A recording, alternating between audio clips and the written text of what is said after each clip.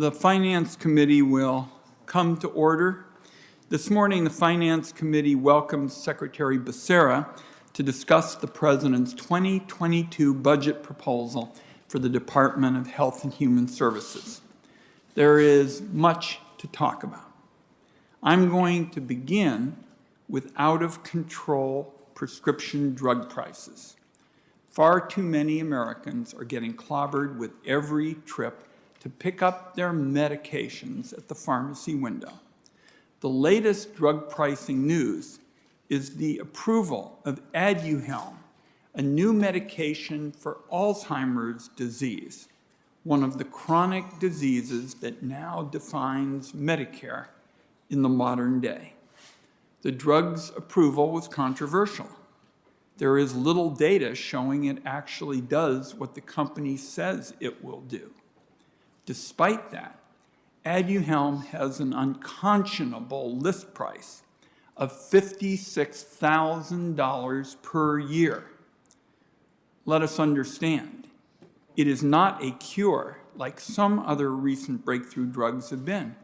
Patients could be on Aduhelm for years at a time after their diagnosis, multiplying the overall cost of treatment. Setting aside the lack of clear evidence that this new Alzheimer's drug actually works, medical science today is clearly capable of miracles. The speedy development of highly effective coronavirus vaccines is just one example. Every single member of the Finance Committee welcomes and cheers those advances. However, Americans are terrified by the status quo on prescription drug pricing. Not only are too many Americans foregoing or rationing their prescriptions, sky-high drug prices could bust America's healthcare budgets.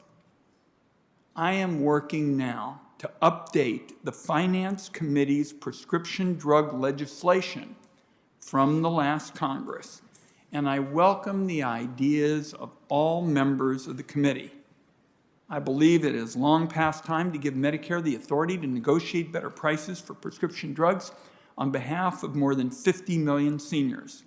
Overwhelmingly, the American people support this idea. President Biden, during his speech in April, the joint session, called on Congress to get it done.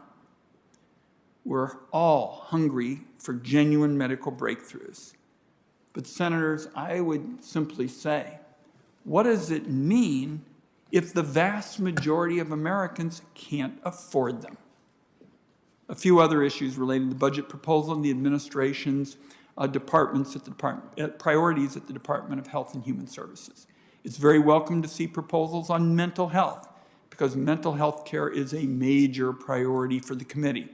We'll have a lot more to say on mental health during our Finance Committee hearing on that issue next week. As I discussed with Secretary Becerra, I look forward to continuing to work with his team on further implementation of the Chronic Care Act, specifically expanding its benefits to those who receive traditional Medicare. That way, the law that we passed in 2018 will continually be able to update the guarantee that is Medicare. I'm also pleased that the administration is continuing to make progress on the issue of transparency and sunlight with respect to health care prices. It's important to make sure that progress is useful to consumers as part of an overall effort to make health care more affordable. The budget also includes a landmark investment of $400 billion to expand access to home and community-based services through Medicaid. This will be an absolute game changer, resulting in more choices and better care for millions of seniors and those with disabilities. Senator Casey and I, along with a number of members of this committee, are working some long hours to get this done. We're also interested in building up the care workforce to make sure those changes deliver on their enormous potential. Finally, I'll close on the subject of child welfare. A few years ago, this committee, on a bipartisan basis, put together the Family First Law. It was designed to help more families stay together safely instead of relying on foster care. One of the key goals of the Finance Committee, and there are a number of senators here who were involved in this, was to get more help to Black and Native American families whose kids are disproportionately represented in the child welfare system. Unfortunately, the Trump administration gave short shrift to the implementation of this law, and it has not been living up yet to its promise for a lot of those vulnerable youngsters. The Biden administration has an opportunity to change that. It's also proposing a new grant program that ought to help address racial disparities in the foster care system.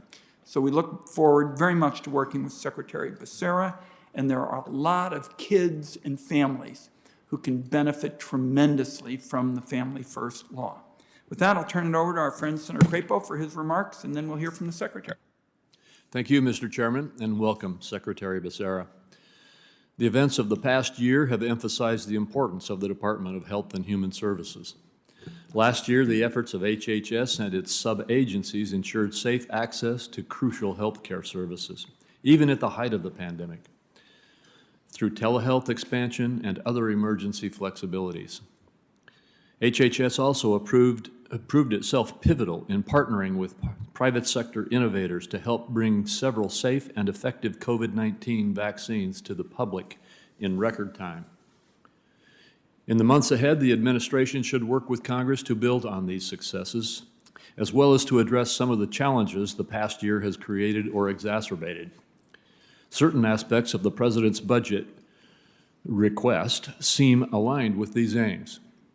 The proposal describes a concerted effort to build on our program integrity efforts to tackle waste, fraud, and abuse, which harm taxpayers, patients, and families. Program integrity represents a clear area of common ground. The budget request also highlights the importance of value-based care, which will prove indispensable as we work to lower health care costs while increasing health care. Unfortunately, other aspects of the President's proposal raise serious questions and concerns. Medicare trust fund solvency remains a pressing crisis, jeopardizing benefits for tens of millions of seniors. And yet this budget request proposes no meaningful policies to contain unsustainable spending growth. In fact, apart from outlining trillions of dollars in tax increases and spending hikes, the budget proposal offers few policy details at all.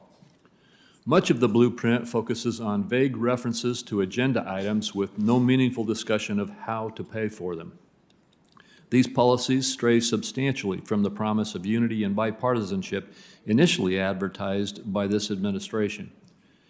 Proposals to lower the Medicare eligibility age, for example, would likely crowd out private coverage without moving the needle on access or affordability, all on the American taxpayer's dime. The budget request also suggests using Medicare dollars to expand Obamacare, just as we saw with the original passage of the ACA more than a decade ago.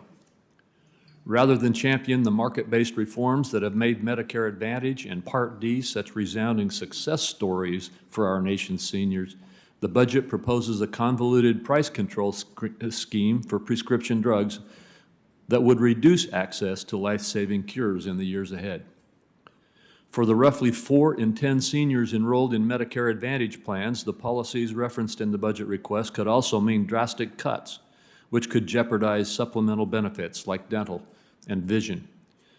The document also affirms prioritization of $400 billion to increase access to home and community-based services. Home and community-based services are a key lifeline for scores of Americans, and Congress should consider bipartisan policies to expand availability. This should include ensuring that states have the workforce necessary to meet demand. Unfortunately, media reports suggest that this $400 billion may be used to establish certain labor reforms that fail to address the gaps in patient services that states have experienced for decades. That being said, I'm confident that we can find areas of common ground, and I look forward to working with you, Mr. Becerra and Mr. Chairman, to advance consensus-driven policies on a range of healthcare issues from telehealth to value-based care. Mr. Secretary, it's good to see you again, and I look forward to your testimony and discussing these and other vitally important issues with you today. Thank you, Mr. Chairman. Thank you, Senator Crapo. Mr. Secretary. We look forward to your remarks. Chairman Wyden, Ranking Member Crapo, and members of the committee, thank you. The Department of Health and Human Services is at the center of many challenges facing our country today. The COVID-19 pandemic has shed light on how health inequities and inefficient federal funding can leave communities vulnerable to crisis. Now more than ever, we must ensure that the department has the resources to achieve its mission and to build a strong public health system and a healthier America. For HHS, the budget proposes $131 billion in discretionary budget authority and $1.5 trillion in mandatory funding. This budget underscores the administration's commitment to prepare the nation for the next public health crisis, to expand access to affordable health care, to address health disparities, to tackle the opioids and other drug crises, and to invest in other priority areas like maternal health, tribal health, and early childhood education. Now, we know the fight against COVID is not yet over, but even as HHS works to beat this pandemic, we must also prepare for the next public health challenge. To start, the budget makes significant investments in our preparedness and response capabilities, including by investing in the strategic national stockpile and the public health workforce. It provides a new mandatory funding stream for the manufacture of medical countermeasures here at home to protect Americans from future pandemics and to create U.S. jobs. The budget includes the largest fiscal year investment in the CDC in almost 2 decades. The budget reflects the President's commitment to expanding access to quality, affordable health care for all Americans. It builds on the groundbreaking reforms introduced in the American Rescue Plan by permanently extending the enhanced premium subsidies that put affordable health care coverage within reach for millions of Americans. The budget also expands access to home and community-based services under Medicaid, critical services that allow older Americans and our loved ones with disabilities to live independently in their homes and communities. And the budget calls on Congress to take additional steps this year to lower the cost of prescription drugs and further expand and improve health coverage through additional benefits and public coverage options. Healthcare must be a right, not a privilege, and we'll work hard to ensure that families across the nation are able to secure the health care they need. As we work to expand access to affordable health care and address the challenges of COVID-19 and future pandemics, we need to address public health crises that are already here, like violence in our communities and climate change. The President's budget increases funding to support domestic violence survivors. It addresses gun violence by doubling funding for firearm violence prevention research, and it allows HHS to play a major role in the administration's government-wide efforts to tackle the climate crisis by supporting research and programs identifying the human health impacts of climate change and establishing an Office of Climate Change and Health Equity. To ensure that HHS is equitably serving all Americans, the budget invests in reducing maternal mortality and morbidity that disproportionately impacts women of color. It builds on the American Rescue Plan's state option to extend Medicaid postpartum coverage. It funds a range of rural health care programs and expands the pipeline for rural health providers. It includes a dramatic funding increase and advance appropriations for the Indian Health Services. And it invests in improving access to vital reproductive and preventative care services through Title X. To support families and build the best possible future for our children, the budget makes major investments to ensure high-quality child care is affordable to low- and middle-income families and to provide high-quality pre-K for all 3- and 4-year-olds. We know our experiences as children shape who we are as adults. Support for children and their childhood leads to success in the future for all of us. To address COVID-19's unprecedented acceleration of substance abuse and mental health disorders, the budget provides historic investments in SAMHSA to support research, prevention, treatment, and recovery services.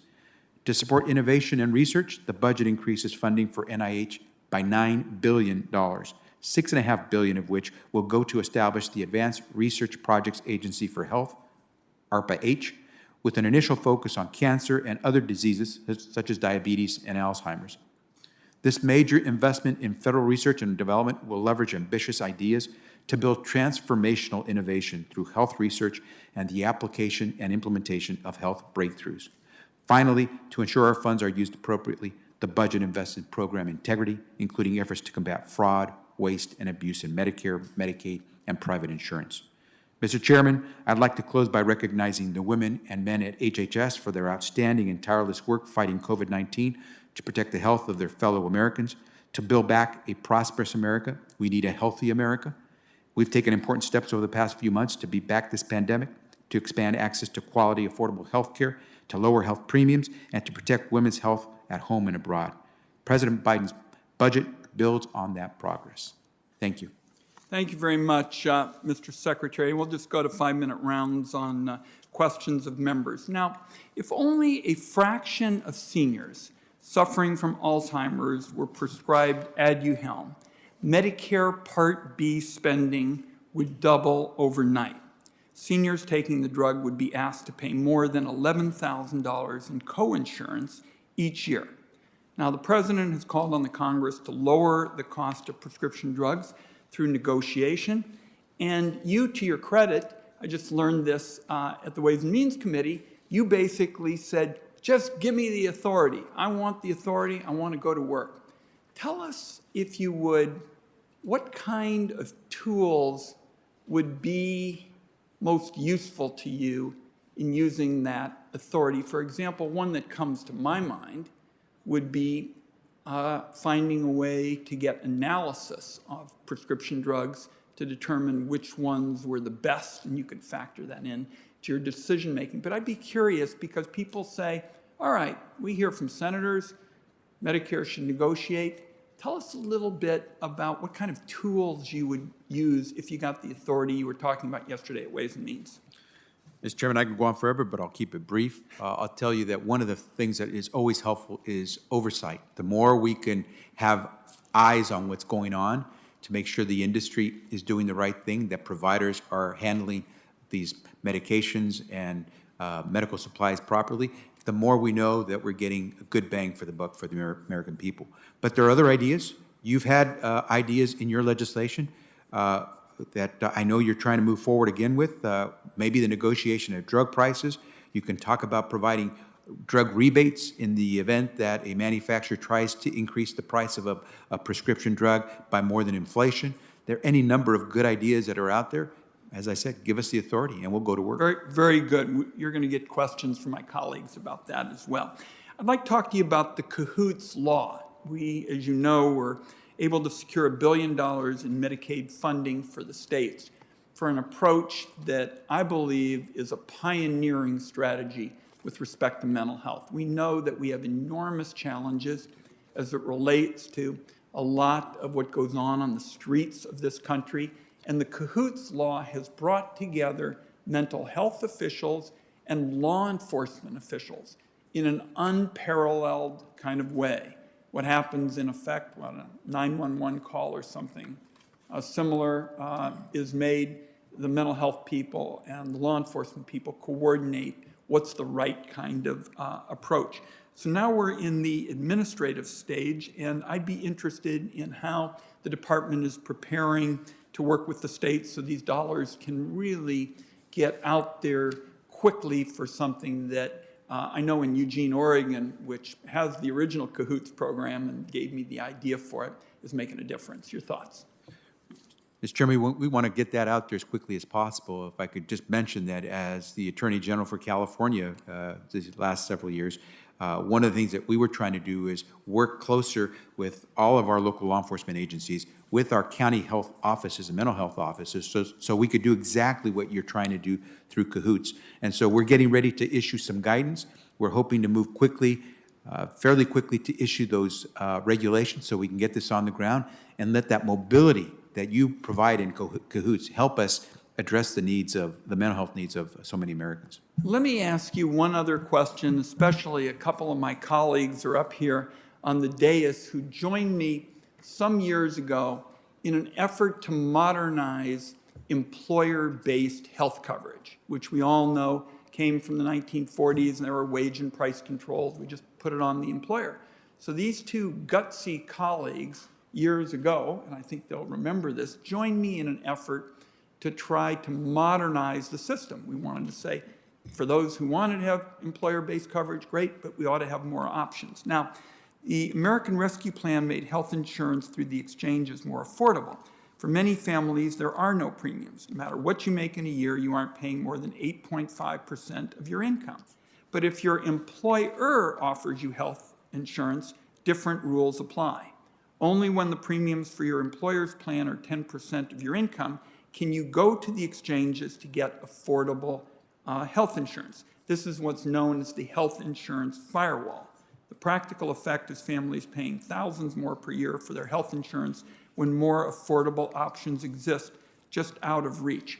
So my question, Mr. Secretary, and I'm not sure you've been asked about this in public, but we've talked about it, is do you agree that the definition of affordability should be the same in the exchange and for employer coverage? You're right, I have not been asked that question. And what I would tell you is that I think most Americans would tell you they only have one definition of affordability. Can they pull money out of their pocket and afford the health care they need for their kids? And so what I would tell you is we have to work together to make sure that we end up with a uniform response that says affordability, regardless of how you define it in statute, in one code section or another, has to mean it's affordable for the American people. And so I would tell you that we'll work with you to make sure at the end of the day the definition is the one the American people want to see. Well, I think that's a very constructive response. I think health insurance shouldn't cost anyone more than 8.5% of income, which is in effect what the concept would be all about. And I'll look forward to working with you on it. Senator Crapo. Thank you, Mr. Chairman. Mr. Secretary, during your nomination hearing process, you expressed support for state-led innovation advanced through waivers. The two waivers receiving the majority of this committee's attention are the 1115 and 1332 waivers, which empower the states to better target their Medicaid and individual marketplace populations. Since your confirmation, the administration has taken the unprecedented step of rescinding an 1115 waiver previously granted to Texas. And as you know, there's been quite a bit of furor over that. And that would have allowed the state of Texas to expand its services for mental health coverage in addition to other things. Like many of my colleagues on this committee, I believe that this type of action raises profound concerns. I understand that there is now attention to looking at the 1332 waiver that Georgia recently received, and that the administration is apparently moving into a pattern of reviewing existing waivers to withdraw them. First of all, is the administration currently considering rescinding additional waivers? And do you believe that if that is the case, there should be a very open, transparent process where the public is not only involved but aware of the administration's efforts in these areas? Senator, thank you for the question, and I know this is an important one for the members, and it's also an important one for us because these waivers are, as you said, crucial. We want to make sure the goals of the Medicaid program are fulfilled. We want to make sure that we get more people into health coverage. And when we review these waivers, again, waiving existing law so that states can try to do it more innovatively and hopefully save money and get more people on coverage and care, we want to make sure that's the ultimate goal. And so when we look at some of these waivers or we put any on hold, it's because we want to make sure that the goals of getting more people covered at a better price are being achieved. And we're currently in discussions with the state of Texas, also with the state of Georgia, and we're working closely with the state of Texas. They're in the process of resubmitting a waiver request. They have a waiver that exists today that still runs until probably about mid next year. And so we're going to make sure that we're working with states who want to innovate to make sure that if they need a waiver or have a waiver, that we can continue forward. Does the administration intend to outline its authority for these reviews and provide the opportunity for public comment and involvement and awareness of what the rationale of the agency's actions are? It's a great question. And I think when we had our discussion, I mentioned to you, we're looking at transparency and accountability first and foremost. So if there's a notice and comment period so that everyone, stakeholders, the consumers have a chance to make a comment about a proposed waiver, we want everyone to be able to weigh in. So when we make a decision on granting a waiver, it's based on all the information necessary. Accountability, we want to make sure that at the end of the day, when you're talking billions or in many cases tens of billions of dollars, that it's used properly because these are taxpayers who are helping these states move forward with their innovative projects. Well, thank you. I'd like to move to the Medicare Trust Fund. The Social Security Act, as you know, established the Medicare Board of Trustees to oversee the financial operations of the trust fund, and you are a member of that board. The Medicare Trustees report is 71 days late. As a member of the board, do you know what the revised exhaustion date is of the Hospital Insurance Trust Fund? Senator, I know that there have been revisions in the past on the date. We are now being told it's imminent in the next several years. We'll find out soon if there have been any adjustments. But the most important thing here is that we all have to work together to continue Medicare moving forward for the tens of millions of seniors who depend on it. Do you have any information about when the trustees' reports will be released? Let me get back to you on that because I've not been given any particular date. All right, thank you. And if the upcoming 2021 Medicare Trustees Report does show, and I hope it comes out soon, it does show that the trust fund will be depleted earlier than 2026, do you know whether you and the President will immediately propose a detailed plan, including policy specifications and corresponding cost estimates that extend the life of the trust fund? I know the President has had many ideas during his long tenure in public service on these issues, and at HHS we've been working on some of these as well. We'd be more than happy to work with you and your colleagues to try to come up with a plan. Obviously, anything we propose will require, for the most part, congressional approval. So we'll look forward to working with you to make sure that we keep Medicare strong. Well, I encourage you to do so because I expect we will face that situation.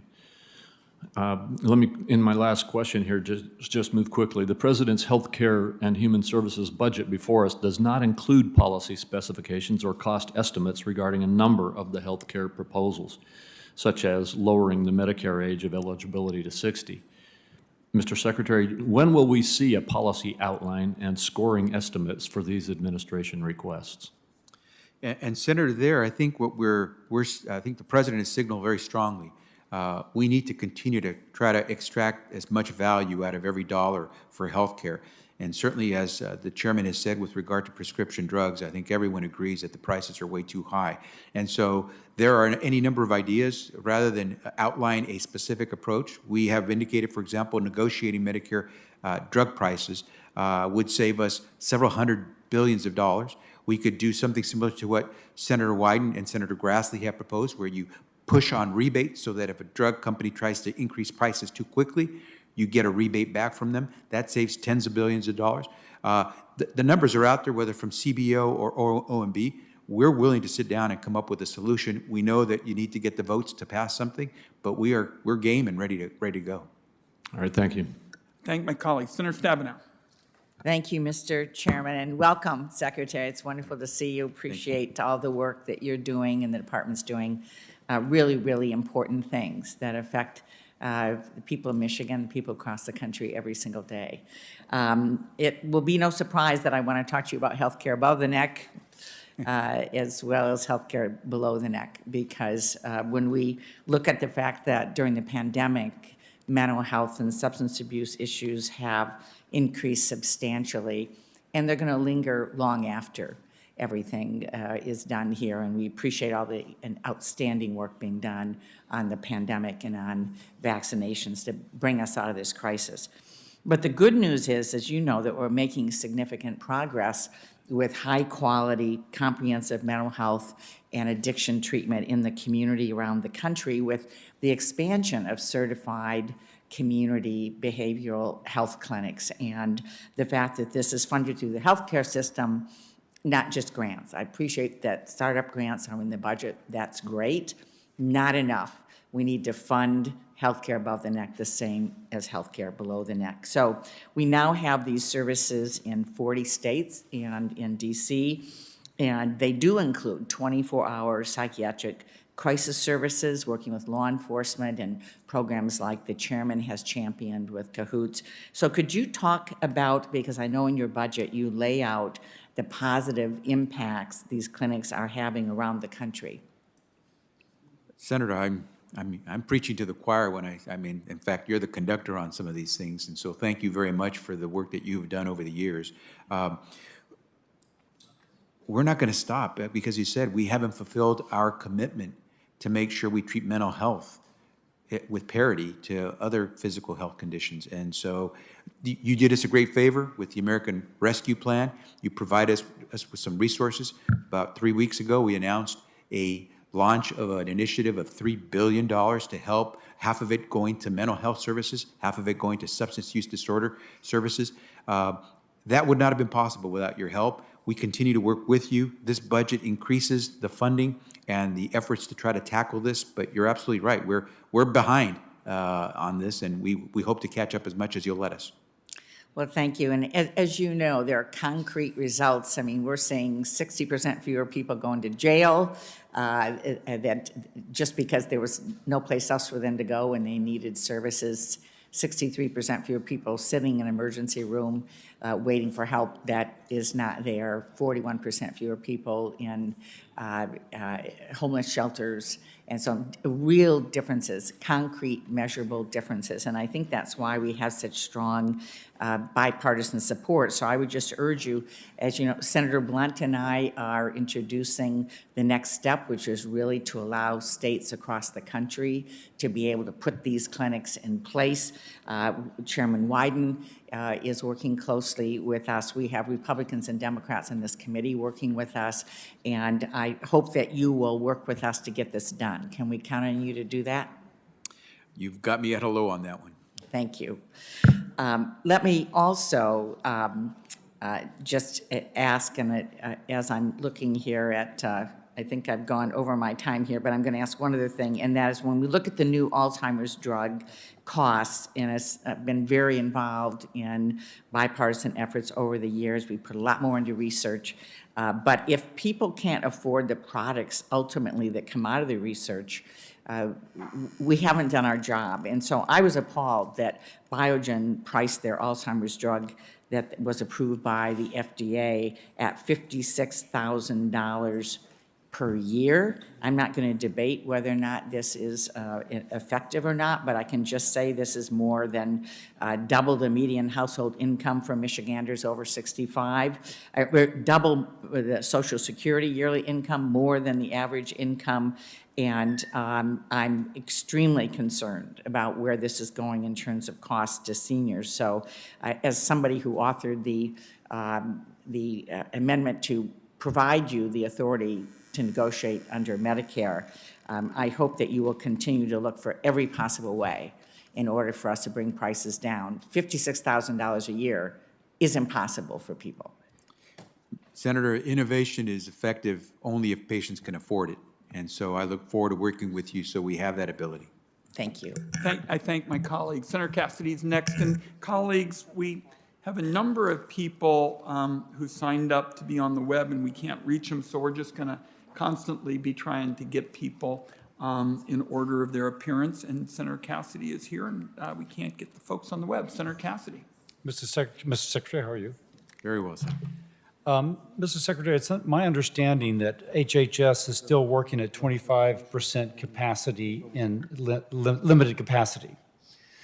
Now, I keep on thinking of the folks back home paying our salaries, and they're going to wonder, if CDC has said that we can go back to work, why isn't HHS back to work? And I looked at the workplace safety plan for HHS, and it says 25% of normal capacity during periods of significant or high community transmission, but DC, Loudoun County, and Prince George are all at 1% of tests being positive, which is moderate at most. How come you're still at 25% capacity and my folks back home are paying for these salaries for folks who are not in place? Senator, probably the best way to respond to that is to say that in the time that we have been in charge or in office, we have seen the number of COVID infections dramatically drop, the number of people vaccinated dramatically increase. We are doing our job. That not everybody is back coming into the office is not a signal that we're not at 100% capacity in terms of the work product. We continue to produce.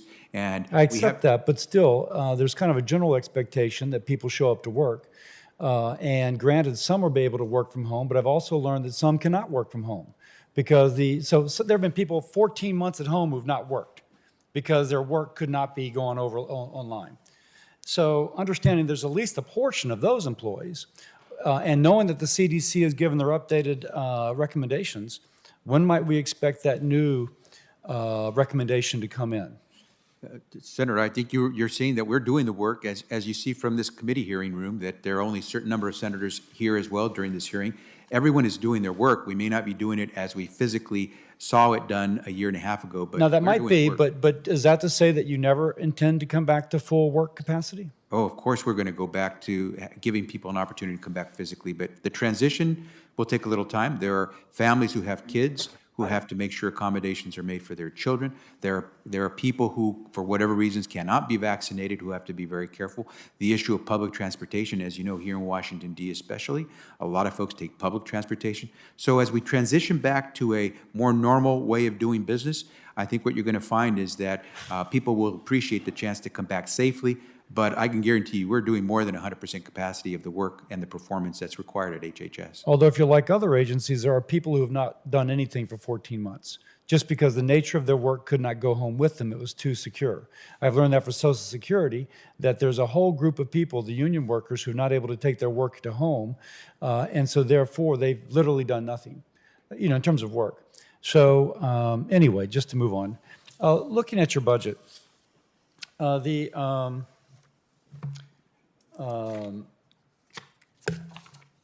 trust fund is going, the hospital, not talking about B or D, but the trust fund is going bankrupt in 2040. And I see that you've got, some plans to at least shore it up. But one of my concerns is that a significant portion of the revenue is basically double counted. It's being used not only to strengthen the trust fund, but also to finance the American Families Act. These are some of the tax provisions that are changed. And according to one projection I've read, that the net effect of what is happening will only strengthen if we do not include transfers from the general fund, but only the new revenue coming in from other sources. The net effect only extends the lifespan of the trust fund to 2029. Now, that's you and me, man. So what comments do you have on that? And are we going to begin to count increasingly upon transfers from the general fund in order to strengthen the Part A program? Senator, I think I can say this with confidence that you and I and pretty much every member in Congress and in this administration will do everything necessary to keep Medicare strong. It's worked too well. Tens of millions of Americans depend on it. They paid for it. I will note, it can never go bankrupt because the way the law is written, it can never spend more than it gets.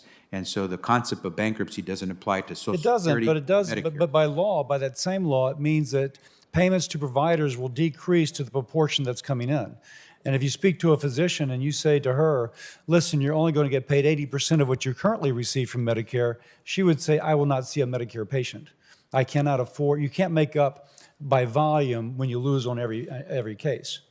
So is there, what are the kind of, if you will, what are the significant plans, for example, to decrease expenditures within the Medicare program? Yeah. And to the point, that's why we won't let this occur, because I don't think any one of us wants to expect a physician or other healthcare provider to do the services expected for far less than would be reasonable. And the number of solutions that are out there that have been out there for years, I remember when I was in Congress, many people had proposed a number, involve things like what we did with the Affordable Care Act, which added years to the life and solvency of the Medicare system. It could be reducing the cost of prescription drug medication. But I'm speaking specifically about Part A, not B or D, just the hospital trust fund. There are still efficiencies that we can extract in the way we reimburse hospitals when it comes to the current system fee-for-service and also Medicare Advantage. We'll be working with you on any number of those solutions, but at the end of the day, when Congress decides it wants to come up with the big solution, we'll be there working with you to make sure we can implement it. Thank you. I yield back. I thank my colleagues. Senator Thune's next. Thank you, Mr. Chairman. Secretary Becerra, you and I had a conversation during your confirmation hearing about the issue of abortion, and you testified that you understood that there are differing views on the issue and expressed hope for finding common ground.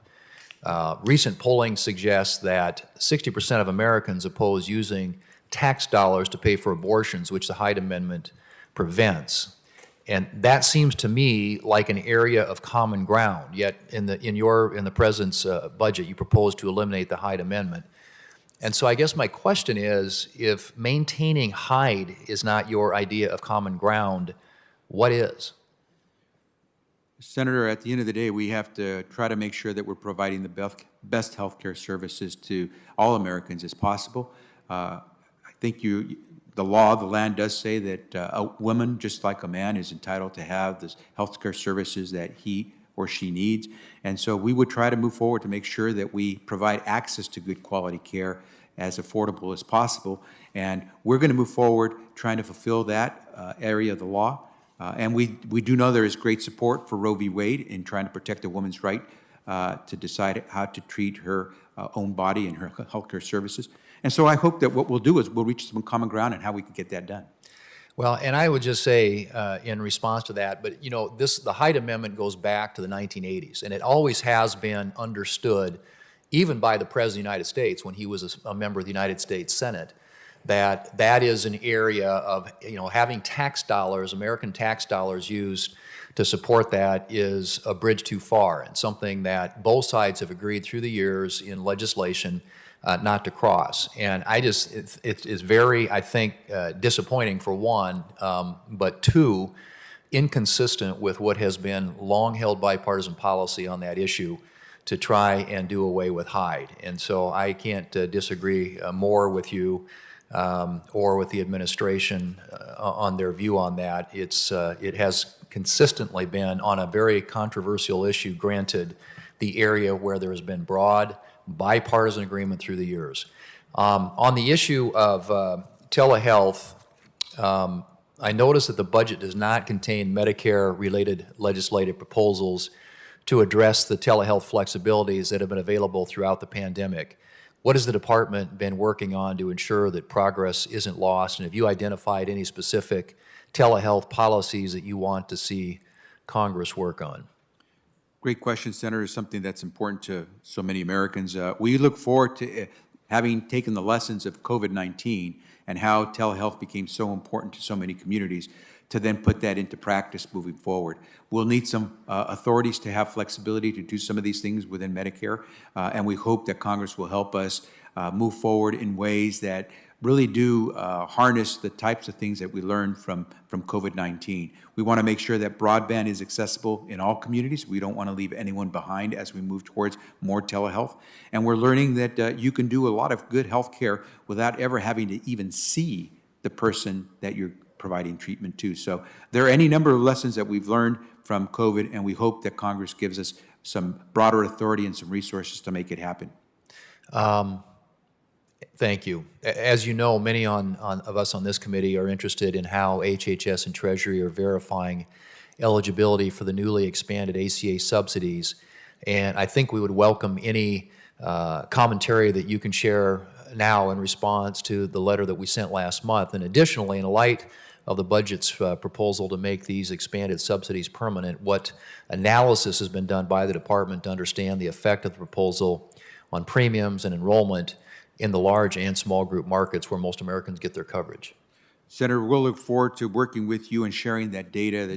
What we're trying to do is avoid, obviously, for those families, mostly middle-class families, who all of a sudden hit this cliff when it comes to coverage and fall off the cliff simply because they may have gotten a small raise in their work, and now all of a sudden that health care that they were able to afford now becomes unaffordable, eats up all that modest raise they may have received. We don't want folks falling off that cliff, and so we'll share that data with you as we work towards a solution. For years, we've heard about adverse selection, the risk it poses to insurance markets for individuals to wait to purchase health coverage until they need it. The budget highlights the special enrollment period for the ACA exchanges that will have been ongoing for the half of 2021 by the time it ends in August. What analysis has the department done on how this affects the risk pool, and can we expect to see the administration continue to pursue such a drastically extended enrollment period moving forward? We will share data on that as well, but I'm pretty sure that most of the insurers will tell you the fact that more than 1 million people have taken up the call to sign up for health care. Today we have more than 31 million Americans receiving their health care as a result of the Affordable Care Act. That helps insurers because, as you know, you gotta spread your risk as an insurance company. Well, more people that come into the system, the less risk you have that one of those people will be very sick. And so at the end of the day, I think this is going to be not just good for the providers and the insurers, but certainly for the Americans who are getting health care. My time's expired. I thank my colleague. Our next three in order of appearance are Senator Carper, who I believe is on the web, Senator Toomey, who's on the web, and we need Senator Toomey to turn his camera on, and then Senator Cardin, who's now here. So we'll begin with Senator Carper. Thanks, Mr. Chairman.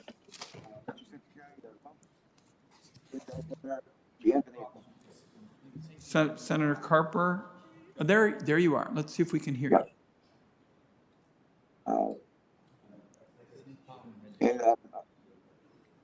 Mr. Secretary, Tom, it's the same problem that you had yesterday, my friend. okay. All right. There you are. Yeah. I don't know what the problem is. And- But can you hear me now? Can you hear me now? Now we can hear you. Okay. Let's try it again. Let me know. Now we can't make anything out. It's like the microphone. Let's try somebody else.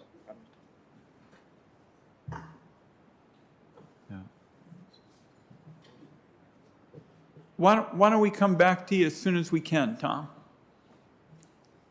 Yeah, that's good. Go ahead. Okay, we'll do that. Senator Toomey is next, and he's on the web. Thank you, Mr. Chairman. Can you hear me okay? Perfectly. Okay, thank you. Mr. Secretary, welcome back. Back in February of 2020, we thought the bottom was going to fall out on state tax revenue. And so Congress increased the FMAP for Medicaid, the federal matching percentage, by 6.2 percentage points across the board. Now, of course, it's worth reminding everyone that when Congress does that, when a federal contribution doesn't help beneficiaries or healthcare providers, it doesn't change benefits or payment amounts to them. It simply results in states paying less for the same expenditures that would have occurred anyway, and the federal government paying more for those. Now, it was, as I say, intended to deal with the risk we perceived that state revenues were going to be extremely hard hit by the COVID shutdowns. But in fact, it was very poorly targeted, right? The biggest benefits go to states simply with the most generous Medicaid programs, irrespective of any impact of COVID. The main drivers of how much a state would benefit from this would be the percentage of Medicaid enrollees in that state and the spending per Medicaid beneficiary. In addition to that, and more fundamentally, of course, we were wrong. Happily, we were wrong. State governments didn't have a collapse in revenue. In fact, they had an all-time record high in tax revenues in 2020. And that's without considering the hundreds of billions of dollars we sent them in 2020. And then our Democratic colleagues said, let's send them another $350 billion back in March, I think it was, of this year, which we did. And you know what's happening with states. Your state in California has got so much cash it's sitting on, doesn't know what to do with it, literally sending checks out to people irrespective of need. New York is looking to send checks to people, including illegal immigrants. Why not? They've got so much money. Well, the fact is this enhanced FMAP is costing federal taxpayers over $3 billion per month. And it'll continue under the statute as long as the public health emergency is declared. So here's my question. If the administration does not end the public health emergency in July, which is another entire question, would you agree that at least it makes sense to end this policy that is extremely expensive, extremely poorly targeted, and it turns out, given the record high state revenue, was never actually necessary in hindsight?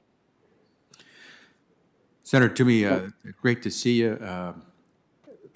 You posed some really good questions, and I hope we have opportunities to discuss this further because FMAP, the whole Medicaid program, is crucial that we get these things right. But on the first question about the public health emergency, I think it's important to segregate that because that's a decision. And I don't have much time, so if we could, I'd love to avoid a discussion about the public health emergency and whether or not it gets extended and focus just on this particular policy of the enhanced FMAP. So first, I think I and many others would thank the Congress for taking action swiftly to make sure that states and communities didn't go under. We are now seeing the recovery from COVID. Whether or not there is a change in the policy with regard to FMAP, we're willing to work with you, but that's going to be a decision that Congress makes on where we go with FMAP moving forward. We're going to go ahead and implement the law as you all saw fit.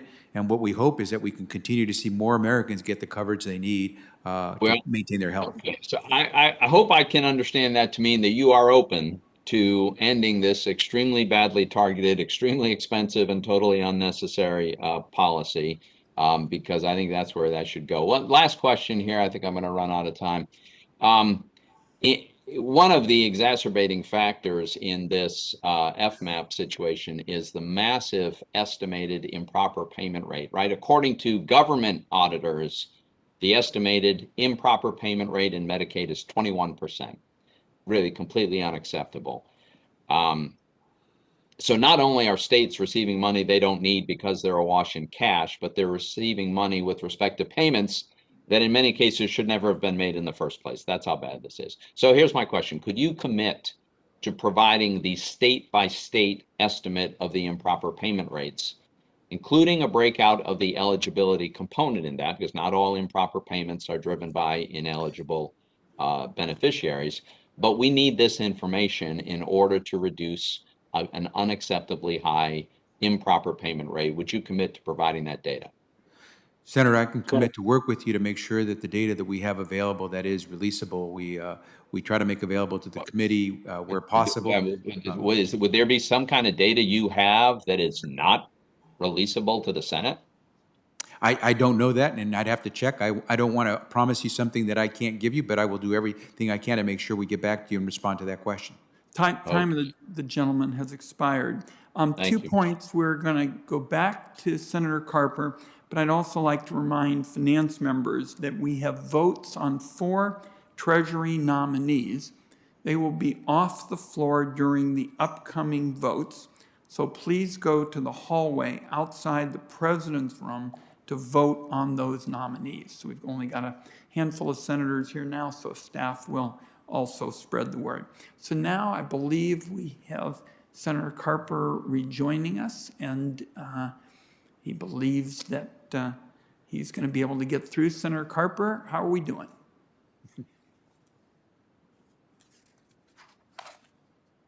That tells me how we're doing. Senator Carper. Senator Cardin. Thank you, Mr. Chairman. Secretary Becerra, it's good to see you. I want to start with prescription drugs. I know the chairman mentioned that it's the first thing off the bat today, the high cost of prescription drugs, and Senator Stabenow mentioned that, and I agree with that. But I want to go from a different perspective, and that is drug shortages. We have high cost of prescription drugs, and then we have drugs that are not terribly expensive that are not available because the profit motive is not there. As a result, we have extremely important drugs, some used to deal with cancer treatment, that are not available as they should be.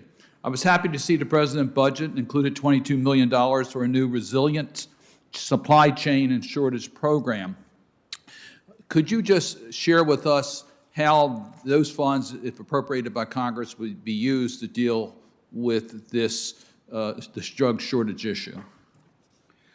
Senator, what we're hoping to do is find that we have always a stockpile, that we are better prepared, that we're telegraphing where things will go. In my opening statement, I mentioned how we're right now in the process of preparing for the next pandemic, the next health crises. And so in addressing that, one of the things we'll have to do is make sure we have the medicines necessary to address that. So we're going to try to do what we can to try to boost the supply, including, if possible, through domestic manufacture of that supply. And we've had bipartisan support on this committee and in the Senate to deal with the drug shortages. Will you commit to work with us as you develop a strategy to make sure that America has drugs available for its population and we're not in drug shortage because of a supply chain issue? Absolutely. And in my work as the Attorney General in California, we fought against the types of collusive arrangements that were often made by the industry to avoid putting more of that product on the market. Thank you. I was the author of the prudent layperson standard when I was in the House with you in regards to emergency care, to make sure that a person who has the symptoms that require them to go to an emergency room will be reimbursed even if the final diagnosis was not an emergency circumstance. It's the symptoms, what a prudent layperson would do to seek urgent care. In 2018, I asked Secretary Azar at the time to look at a potential violation by Anthem in regards to their policies. Well, it's surfaced today that it looks like United Healthcare is also using a program that could violate the prudent layperson standard. And I am concerned we could see an erosion if we don't have the strict enforcement, so that individuals who should be seeking urgent care are not hesitant because they're concerned as to whether their health care will cover that cost. Will you be aggressive in this matter? Absolutely, and I'm hoping that the more we see Americans sign up for health care through the Affordable Care Act, fewer people will be reluctant to use the ER room. I hope, but you just got to be careful that when they say that we're not going to pay the bill after the fact, and then maybe they could win in appeals, et cetera, unless there's clear direction to use urgent care when it's needed, we're liable to lose some people who are hesitant to go to emergency care. I just urge you to be aggressive in this and not let the insurance carriers carry the day. We were very clear on the prudent layperson standard. Look forward to working with you on that. And then on minority health and health disparities, President Biden's been very clear about his commitment to deal with historic challenges we've had. Included in the Affordable Care Act was the National Institute for Minority Health and Health Disparities that I authored. I was pleased to see that the President's budget includes an increase of $261 million for the National Institute of Minority Health and Health Disparities. Could you tell me more about the importance of expanding HHS's investment and research to address longstanding inequities? Senator, first, thanks for all the work that you've done on this. And as you've mentioned, we're going to put real money behind this effort. What that will produce, I think, are not just lives saved, but better outcomes for kids in the future. The fact that, for example, in America, we still have pockets where women often die delivering a child, that our maternity mortality rates are out the roof, higher than any other industrialized nation. We're putting money behind efforts to try to address that. We're going to do everything we can to put equity at the front of everything we do and think about when it comes to healthcare. But we'll look forward to working with you because there is some real money, and thank you, by the way, for the help through the American Recovery Plan to make sure that we have resources to get behind that. Well, thank you. I'll just conclude by acknowledging that in your budget is an expansion of support under Medicare for dental, hearing, and vision. I have been pushing for particularly the dental aspect to that. There's bipartisan support here again, and we look forward to working with you in that regard. Thank you. Thank you, Senator Cardin. Our next two questioners will be Senator Grassley and then Senator Menendez. Yeah. Senator Grassley. I know that you have a big interest, and President Biden has a big interest in reducing drug prices. There's a lot of Republicans in the United States Senate that wants to do it. And I would conclude that if President Biden and his staff feels it can be done by reconciliation, then I think that I would quit talking and not answer any questions. But if they would come to the conclusion that possibly some of the things that are being talked about on the Democratic side can't get 60 votes in the United States Senate, I think it would lead you to the work that Senator Wyden and I have done over the last 2 years on reducing prescription drugs, and probably could easily get 65 to 70 votes in the United States Senate, and maybe even more than that. We did have 10 House Democrats who wrote to Speaker Pelosi worried about getting something done on prescription drugs if it wasn't a bipartisan prescription drug bill. So it kind of brings me to this dialogue with you. Can I infer from the fact that the President's budget does not assume passage of H.R. 3 that the administration accepts that there's no path forward on H.R. 3? Would you be if that's something you might agree to, would you recommend to President Biden that he instead focus efforts towards supporting a bipartisan bill that can get 60 votes in the United States Senate and get something really done and big time in this area, because Big Pharma doesn't like what Grassley and Wyden have been working on for 2 years? Senator, first, thank you for all the work that you have done with the chairman to try to get this solved. I think we're anxious to work with the two of you and members on both sides of the aisle and in both chambers to try to get something done. The president has said plainly that he wants to get behind some reforms to reduce drug prices. He has said he's open and supports negotiating prices. He has said he supports the idea of seeking rebates when prices are too high. And I think what the president has signaled in his budget is that we're open to make sure that what we end up doing is reducing the price of prescription drugs for Americans. And so we look forward to working with you and all of your colleagues to get something done. On another item, I've worked with Senator Warren for over 4 years to provide access to over-the-counter hearing aids. Since 2017 law passed, the FDA has not issued regulations to establish over-the-counter hearing market.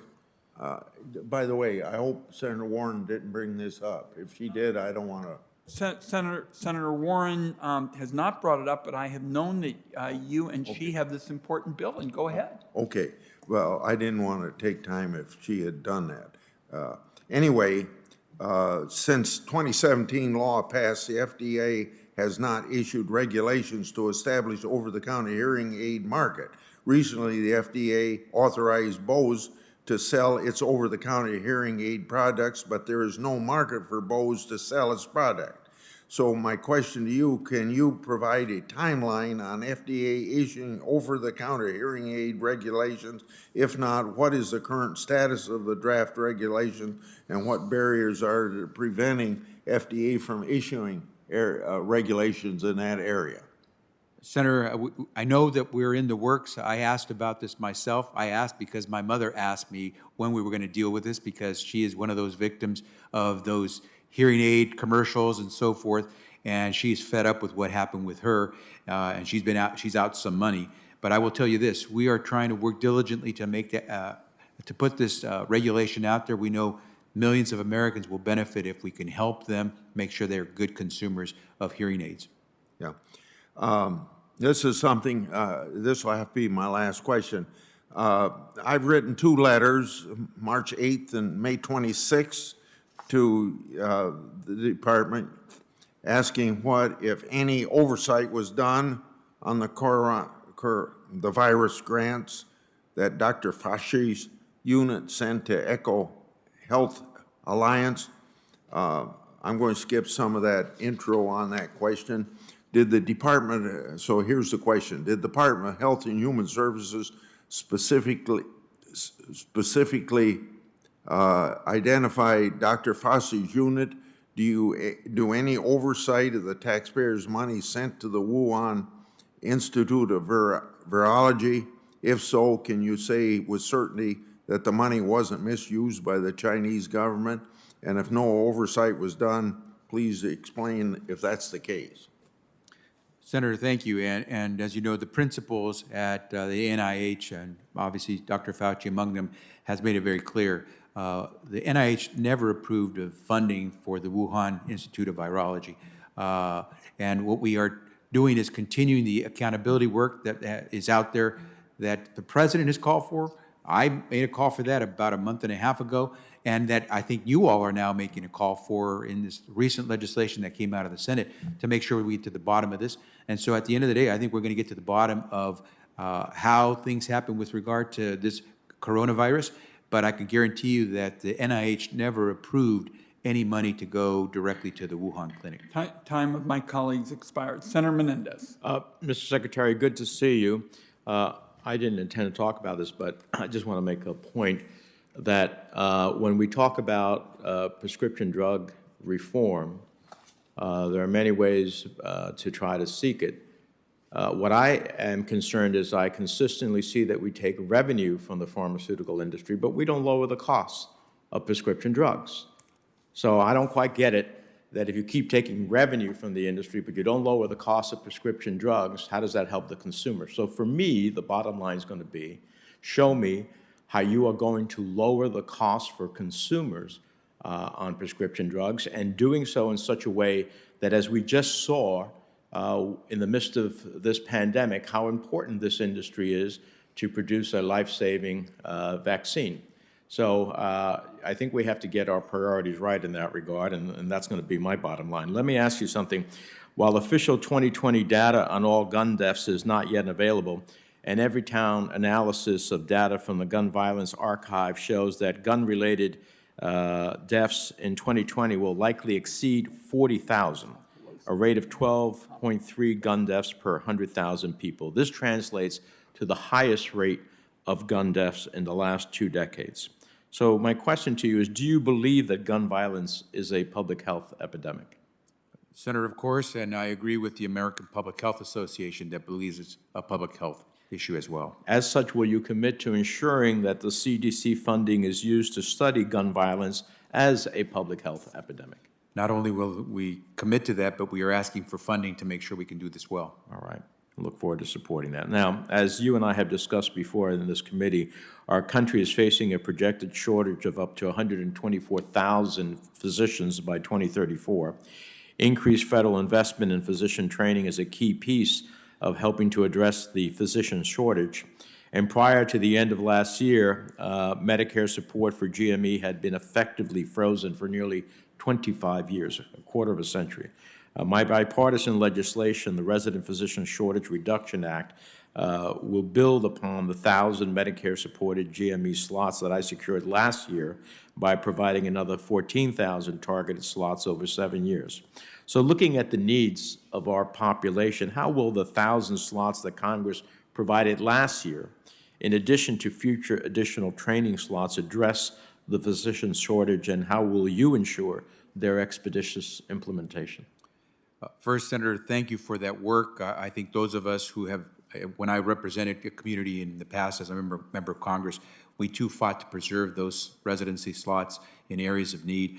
And so what we're going to do is we're going to go out and talk to the provider community to make sure that we know exactly where there are shortages. We're going to try to encourage a lot of incoming physicians to consider working in those areas of shortage, in rural areas, in low-income communities.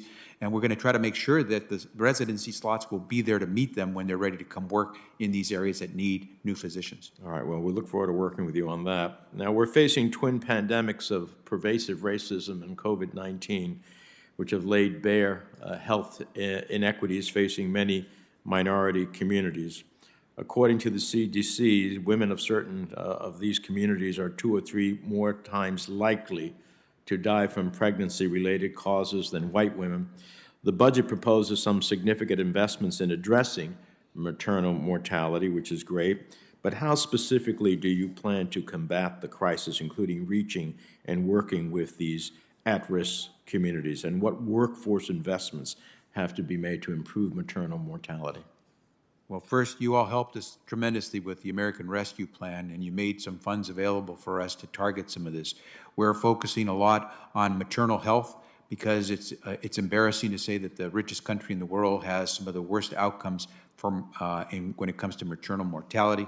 We have an investment in a program called the Improving Maternal Health Initiative, which would help us go into these communities where we see mostly women of color being the ones who experience the terrible outcomes, in some cases including death. And if we're able to, with your help, secure passage of the American Families Plan, we will have an additional investment of some $3 billion to really target communities that have been left behind. All right.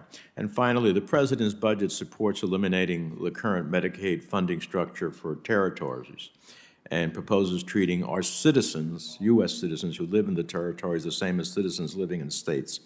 Will you commit to working with me in the committee? I'm thinking about Puerto Rico, but it's not the only one, on a path forward for parity? Senator, I absolutely look forward to working with you. The President's made it very clear. Every American citizen should have access to quality health care, regardless of where you live, what your zip code might be. Thank you.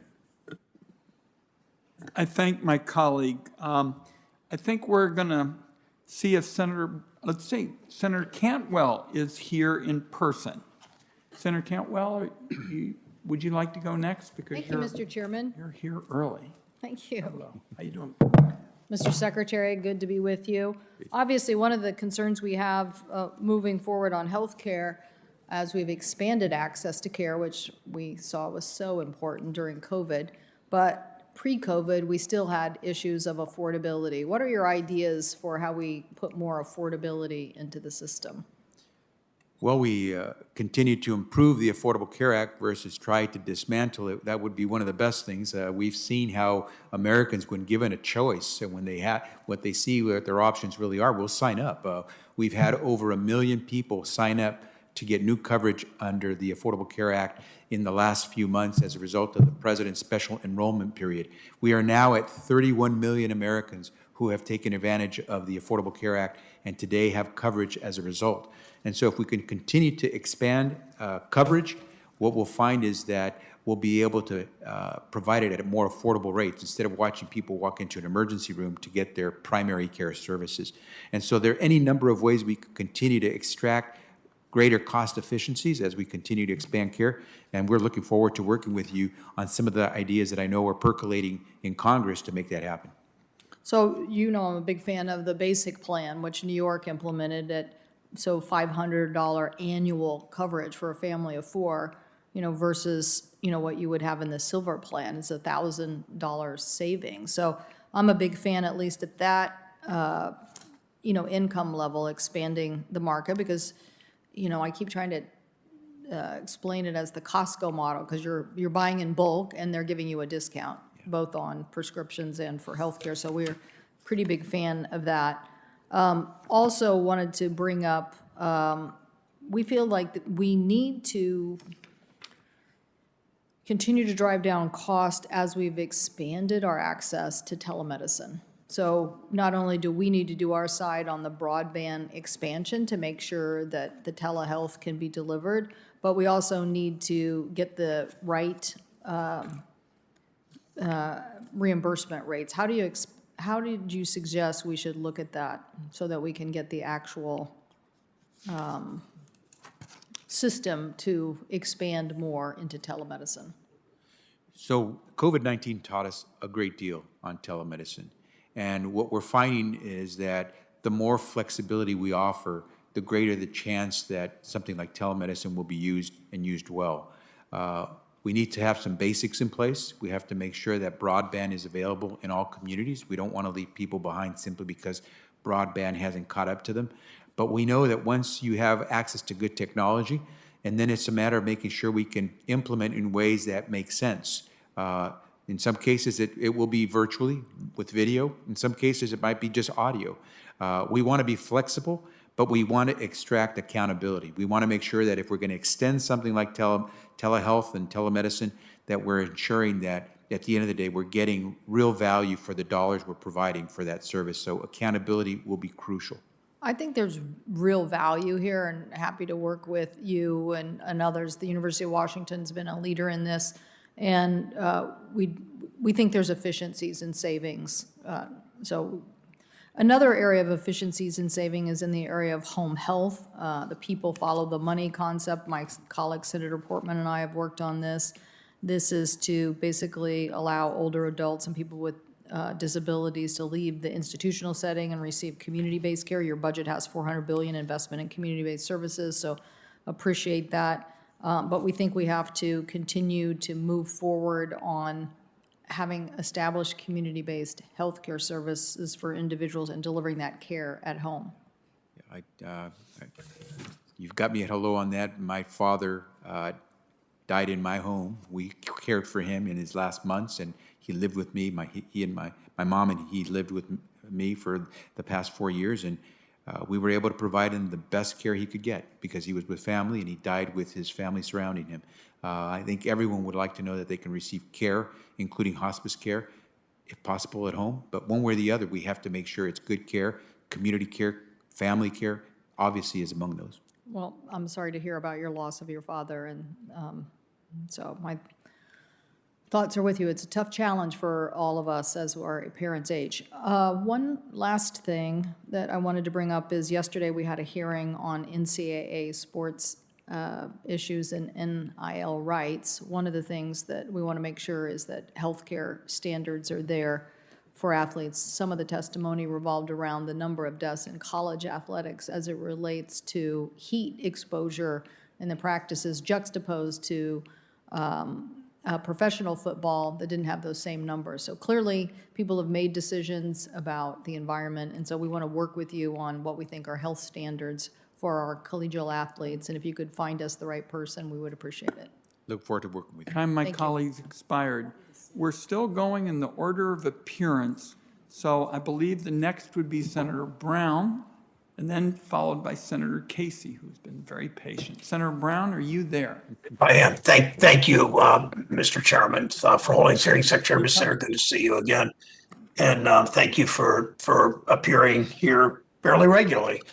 Thanks for the work you've done to implement the rescue plan. Thanks for coming to Columbus recently to see some of the great work that we're doing in Ohio. We expect you and hope and invite you back to other places around Ohio. I want to thank you for including such robust funding for CDC in this year's budget request. As you know, the U.S. has underfunded public health for decades. The president's budget proposal to increase funding to $8.7 billion, the largest budget authority increase for the CDC in 2 decades, is long overdue. If you would just sort of paint the picture for us, Mr. Secretary, why this funding is so important to help prepare for future global pandemics we had essentially surrendered before by underfunding public health. What does this mean for us? Senator, as you know very well, when COVID hit, even though we have the most sophisticated healthcare system in the world, we found that there were clearly pockets in America where that healthcare wasn't reaching them. And the result was devastating. We've had more people die in America. We're 6% of the world population, but no country, including India, has suffered greater numbers of death. And so we know that we have to change that. And public health is that safety net. It's that fabric that protects us from falling through the cracks. And we know we must invest more in making sure that we're ready to deal with what is a community issue. It's not just that you caught the flu and now you just take care of yourself. No, it's every one of us is at risk if you catch the COVID-19 virus. So it's important for us to build the infrastructure that public health is to make sure that we're protecting all of our families. Thank you.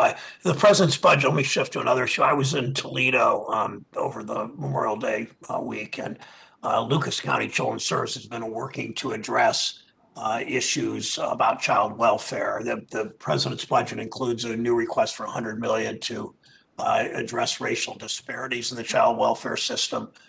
Child protection interventions, as you know, disproportionately impact Black and American Indian and Brown children and families.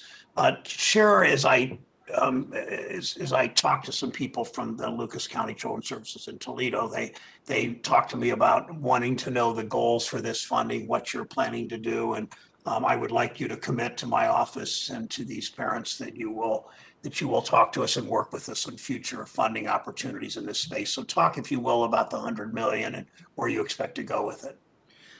Senator, the most important thing I could tell you is that we're not going to come up with the solutions or the ways to drive the money. We're going to work with you and those local communities so that you put before us the best uses of the dollars. We know that these inequities are out there, and we know that folks back home understand what it takes to address them. And so we want to work with the folks that you know that are the professionals that know how to do this. So when we use those monies, it is targeted and it is effective. Thanks. And I want to raise, I probably won't use my whole 5 minutes. I want to raise one other issue Mr. Secretary, you and I had worked on this in the House together. We'd come up together with the new on Ways and Means and Energy and Commerce, come up with funding children's hospital graduate medical education. The peculiarity of the way we fund that education left out children's hospitals because the dollars came from expenditures on seniors essentially, or on middle-aged people, not on children. Your budget has, I'm concerned your budget has eliminated the CHGME program and lumped its funding in with that of other graduate medical education programs. We had this, we had started this in the mid-90s. It's worked. Every president's tried to underfund it. We've restored it. I know you think, well, we restored. It's probably why you took it out, and let us make those decisions. But I would like for you to, if you would, to say something positive to this committee about the importance of Children's Hospital graduate medical education and the training that we've done well in this country for the last 25 years. Senator, I think as you remember, for 24 years when I served in the House, Los Angeles Children's Hospital was based in my district, and I saw some of the miracles that were performed there by the people at the Children's Hospital. We're not going to, I commit to you this, we're not going to let those who care for our kids suffer because of the way that we sometimes distribute the slots for medical education. We have to continue, and we know this, that we need to provide more physicians in areas, primary care, children's care, than some of the specialty cares. So I commit to you that, at least under my watch, we're going to do everything at HHS that we have to do to ensure that we provide for the resources, the funding of graduate medical education to make sure we have the physicians we need. I thank my colleague. And again, we're going by order of appearance, so we can get 3 more in at least before the vote. Langford, Bennett, and Casey. And I want to tell my colleague from Pennsylvania, I know he's been very patient, but that's the order of appearance. Senator. Thank you, Mr. Chairman. Mr. Becerra, good to see you, and good to be able to check in with you again since then. I sent a request to your office that I've not received a reply on, so I just want to be able to remind your team on a request. It deals with the unaccompanied children coming across the border and some of the data that we've requested. We know this is data that is collected. I've been down to be able to visit in 3 different areas, some of the HHS facilities along the border in the last 3 months. I know all this data is collected, but we're not able to get access to it. For instance, the number in percent of Category 1, 2, and 3 sponsors for the UACs, the ages of the UACs. There's a record that's kept of how many have been sexually assaulted on their journey and how we're providing medical care for those. None of those things we've been able to get access to, though we've made numerous requests. Can you help us actually get that done? We're not asking for extraneous information that's not already collected. We're asking for the information you already have. Senator, let me get back to my team and find out where that request is on your letter that you sent to us. That'd be very helpful. Thank you. At your nomination hearing, you and I talked about the conscience and freedom of faith, all those protections that are there. I was surprised to see the language in the budget has stripped out much of that language that had existed in previous budgets about freedom of conscience, freedom of religion. And it also seems that you're eliminating the conscience and religious freedom division. Is that true in your budget? Are you eliminating the conscience and freedom, religious freedom division? We are going to continue to do the work to protect the religious, civil, constitutional rights of all Americans under HHS's purview, and we are going to continue to be a solid organization through the Office of Civil Rights that we have to make sure that we're protecting everyone's rights, including religious conscience rights. But you're taking away that division as a priority and putting it under something else, or where is it going? It continues to function. The work continues to be functioning under the Office of Civil Rights. Okay, so it has not changed, or it has changed? The work will not change. I mean, we continue to have a responsibility to protect the religious freedom of all Americans when it comes to any of the healthcare programs that are out there. We will continue to provide protections for the civil constitutional rights of all Americans, including those that involve religion, and so nothing there changes. Okay, we'll follow up on that in the days ahead to be able to see how that office moves and how that shifts. I also noticed you changed a term in your budget work. You shifted from using the term mother to birthing people rather than mother. Can you help me get a good definition of birthing people? Well, I'll check on the language there, but I think if we're talking about those who give birth, I think we're talking about, I don't know how else to explain it to you other than I was a little taken back when I just read it and saw it, that the term mother was gone in spots and it was replaced with birthing people. And I didn't know if this was a direction that you were going, if there were shifts, if there are regulatory changes that are happening related to that, or what the purpose of that is. I think it's probably, and again, I'd have to go back and take a look at the language that was used in the budget, but I think it simply reflects the work that's being done. Oh, I definitely get that. I would only say the language is important always. We don't want to offend in our language. I get that. But would you at least admit calling a mom a birthing person could be offensive to some moms, that they don't want to get like a happy birthing person card in May, or, I mean, can you at least admit that that term itself could be offensive to some moms? Senator, I'll go back and take a look at the terminology that was used, and I can get back to you. But again, if we're trying to be precise in the language that's used. Mom's a pretty good word. That's worked for a while, and I think that's pretty precise as well. In 2005, NIH paused funding for the human-animal hybrids, chimeras, and you're familiar with the term and have done research back around that, and are aware that China is now advancing in chimera work. 2015, NIH paused and said, we're not going to do that. Is NIH going to continue that moratorium, or are you going to lift the moratorium and attempt to use tax dollars, federal tax dollars, for chimera research here, or to fund chimera research in other countries? So I know that NIH has taken a close look at where it's placing its money, the type of research that's being used.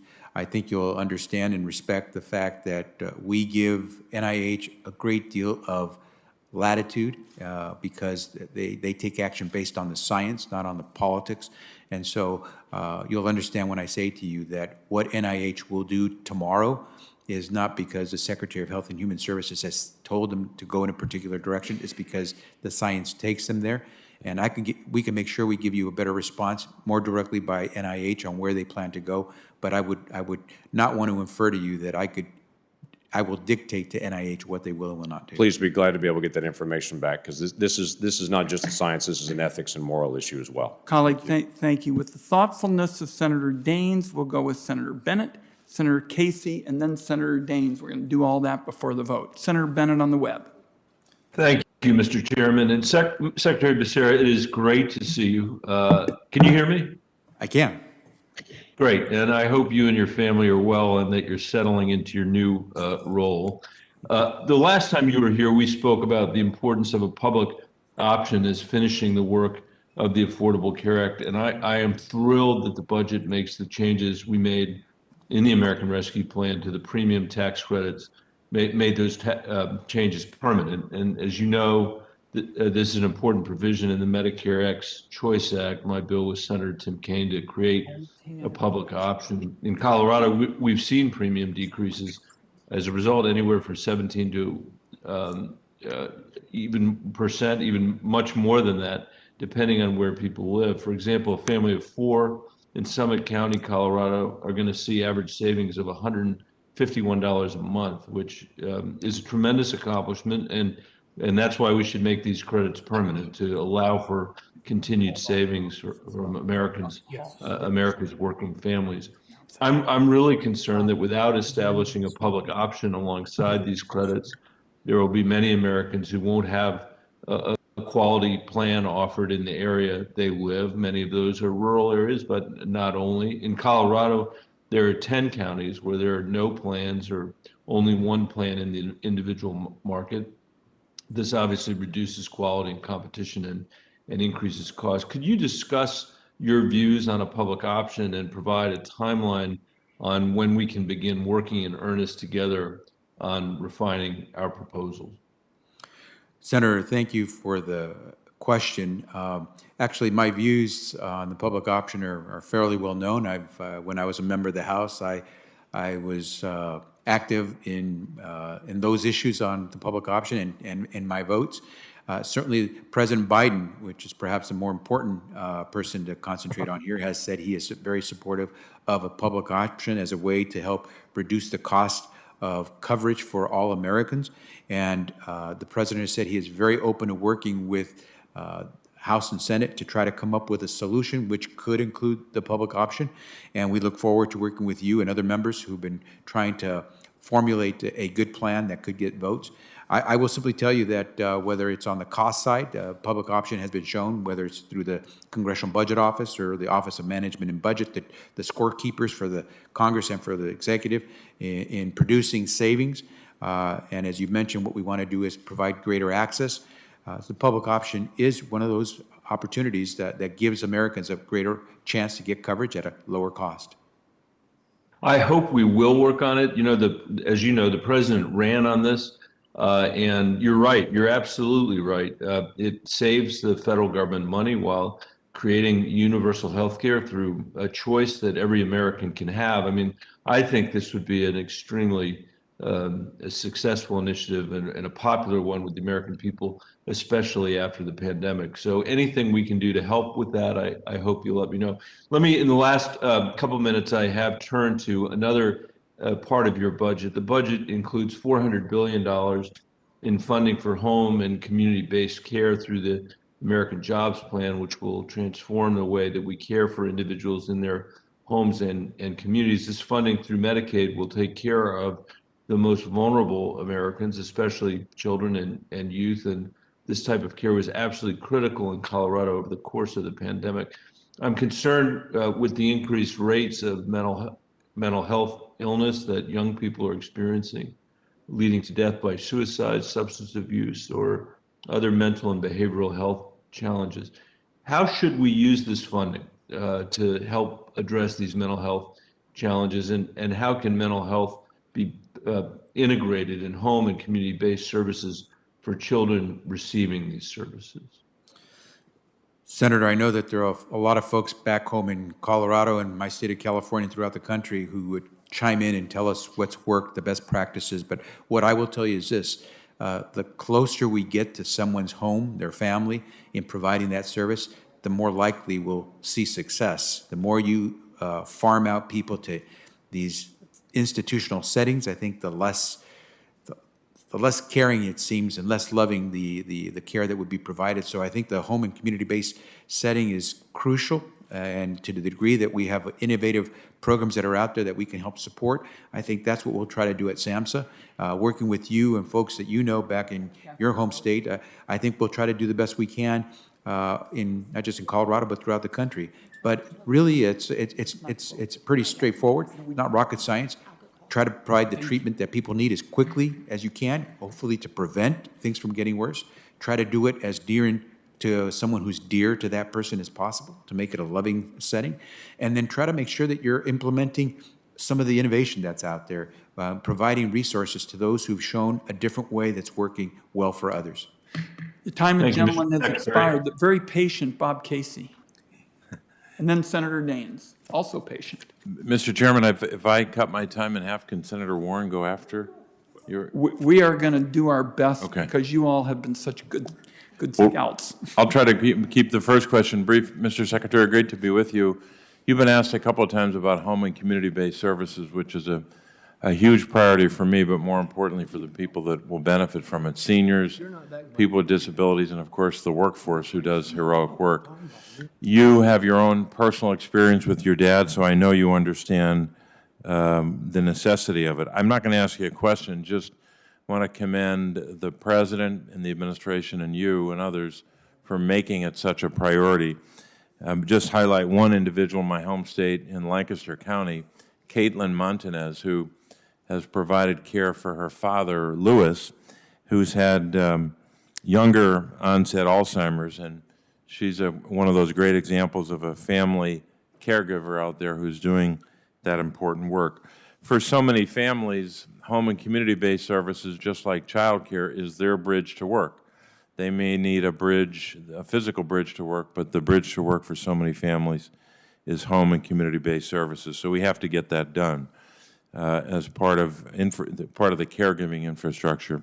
I wanted to ask you about junk plans. I know that the administration has included on the order of $163 billion in the budget to help Americans access affordable health care. These dollars will permanently extend changes that were implemented in the American Rescue Plan to provide access to health insurance for about 3.6 million more Americans. I applaud these changes and improvements to the ACA, but I'm also concerned that Americans understand the options that are available to them. In 2019, my office conducted an oversight report on online ads for health insurance, finding that consumers who search for insurance online are at risk of being funneled into a non-ACA compliant junk plan by misleading ads that appear in some search results. I know the administration is committed to defending access to quality, affordable care, particularly your efforts to reinvest in ACA enrollment and outreach efforts. I'd like to see what more steps we can take to protect consumers. Mr. Secretary, could you talk about ways in which the FY 2022 budget requests will support efforts to protect consumers from misleading ads? Senator, thanks for the question and your work on this issue. Perhaps the most important thing we can do is prevent consumers from ever applying for or paying for any of these junk insurance plans. And that's why we're putting an investment of some $80 million into the Navigator program, which helps people understand what the plans that are out there, what plans actually service their needs. And so that way, when they make a decision to start enrolling and paying for a plan, they're making the right decision from the beginning. We're also going to expand the funding for the outreach and the education that it takes to make sure that people understand health insurance and what they need. Are they a family of four? Are they a single individual? Are they 20 years old, 30 years old, or are they 80 years old? Those are the kinds of things that you want to know about a person so you can direct them. But aside from that, we're also going to do more accountability as well to find out who those industry players are that are trying to take advantage of the American consumer the wrong way. Mr. Secretary, thank you. I'll say to the chairman, I'm going to yield back some time here. I just want to, I'll send you a statement about a nursing home bill that Senator Toomey and I have, bipartisan bill on nursing homes, but I will yield back the last minute. Thank you, Mr. Secretary. Thank you. And thank you, Senator Casey. Next, I'm told we have Senator Carper, who was online. We had trouble earlier. Are you back, Senator Carper? Yeah, I am back. Can you hear me? Yes. That's great. Thanks so much. Welcome, Mr. Secretary. In 2019, then Ranking Member Ron Wyden and then Chairman Chuck Grassley led this committee in passing bipartisan legislation, as you know, to reduce prescription drug prices for Medicare beneficiaries. The legislation also would have lowered drug prices for seniors, lowered drug prices for Medicare and Medicaid, and required drug companies to make price increases publicly available. I spoke with you recently about your willingness to explore whether that Finance Committee bipartisan bill might be pulled off the shelf, dusted off, and maybe used as a base on which to build for future legislative efforts in this space. And I don't know if you've had a chance to think about this at all, but I would welcome your thoughts if you have. Senator, first, I appreciated that conversation we had and enjoyed your thoughts. Mr. Secretary. And what I would say to you is that we'd like to see these projects launch, and we know that— Mr. Secretary, could you hear me? Hello? Senator, we can hear you, and— I don't hear anyone speaking. I hear Sheldon laughing. Yeah, I hear you. I don't know. We all hear you, Senator All right, Carper. Mr. Secretary. Yeah. Earth calling, Mr. Secretary. I'm here, Senator. Senator Carper, can Is you hear anybody me? out This there? is Senator Crapo. Senator Carper? All right, Mr. Chairman, I'm not sure what we do in this case, but this is my third time I've tried to ask this question. I'm 0 for 3. Well, we have the secretary here, and he is responding, but apparently you can't hear him. Is that correct? Seems like the committee feed is down. I just see the clock. Senator Carper, I apologize, but I guess we're going to have to move on again. I apologize for this. We're going to go to Senator Daines. Thank you, Senator Crapo. Mr. Secretary, thanks for being here today and to discuss the President's proposed HHS budget. This proposal is concerning— Tom, you and I and Senator Cortez Masto seem to be together. All right. That's okay. All right. I'll start again. The proposed budget is concerning in several ways, Mr. Secretary, but I'd like to start with the omission of the Hyde Amendment, the protections that we've had bipartisan agreement on for decades. Abortion, as you know, is a violent procedure that destroys the life of innocent preborn children. Because of this brutal fact, every year since 1976, Democrats and Republicans in Congress have banned taxpayer funding for abortion through the Hyde Amendment. Even though it saved more than 2.45 million lives, which, by the way, is enough to fill 36 NFL stadiums, your budget calls for completely eliminating the Hyde Amendment and the protections. Mr. Secretary, under your proposed budget, do you know how many taxpayer-funded abortions would be performed on children who can feel pain? Senator, let me see if I can try to respond, because I know that this is a question that has arisen many times. We have deeply held beliefs in this regard, and sometimes we differ, and I respect that. My job is to make sure I follow the law. And when it comes to women's reproductive rights, we'll make sure we follow the law. So regarding the law, yesterday in the House hearing, you were asked a question about, is partial birth abortion illegal? What's your, that's a question. Is it illegal? What I can tell you is that women in this country under Roe v. Wade. Is partial birth abortion legal or illegal in the United States? Senator, again, we're going to get into this technical discussion. No, it's not a technical discussion. It's a question. It's pretty simple. Is it legal or illegal? A woman has a right to receive abortion. So are you saying it's legal? A partial birth abortion? What I can tell you without question is that a woman has a right to exercise. As a Secretary of HHS, I would hope you understand that Title 18 of the U.S. Code, Section 1531, signed into law in 2003, states that partial birth abortion is illegal. Do you agree with that? Senator, I could talk to you about the legal cases that have arisen as a result of that particular statute, but it's probably better to, again, say to you that a woman has a right in this country to exercise reproductive choice, and we will defend that. That doesn't mean breaking the law, which the code is very clear. We will never break the law. Okay, so the question is partial birth abortion legal or illegal? It's not a trick question or a complicated question. Senator, I'll direct you then to the decisions that the courts have issued with regard to that particular statute, if you like, and that's why I continue to repeat to you that what is the law is the right of a woman under Roe v. Wade to receive reproductive health care services. How many late-term abortions would you fund involving children who could live outside the womb based on your budget? Senator, we're going to make sure that we follow the law and provide women access to the health care services that they need. Let the record reflect that the budget you presented to Congress to force taxpayers to send a blank check to the abortion industry to pay for abortions without limit, and you don't even know how many or what it would cost, and aren't even sure if partial birth abortions are legal or not, even though the code is clear, or how many might be late-term abortions on children who can feel pain and can survive outside the womb. Frankly, this is abortion extremism. I would ask that you please follow up on the record with these figures, with the budget you proposed. I want to shift gears and talk about the border crisis. This year alone, more than 700,000 migrants, including more than 60,000 unaccompanied minors, have illegally entered the country, the vast majority of them since February. This week, Vice President Harris was in Guatemala and Mexico, meeting with leaders to discuss the root causes of migration.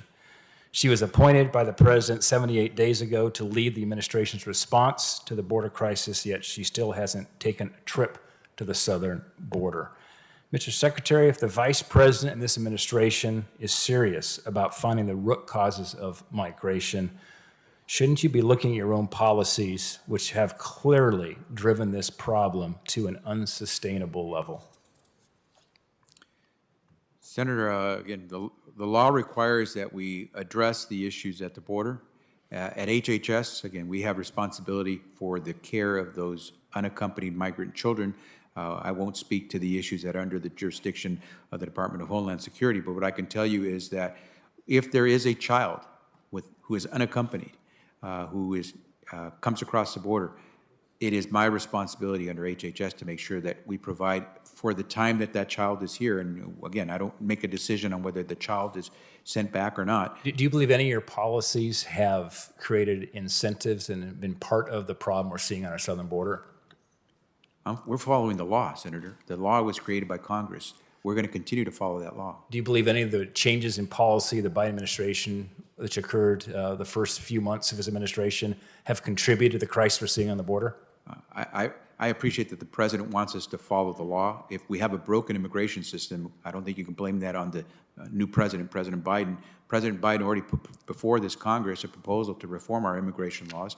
A broken system has created what we find at the border, and we're going to continue to follow the law we have, especially at HHS, where our care is and our concern is children.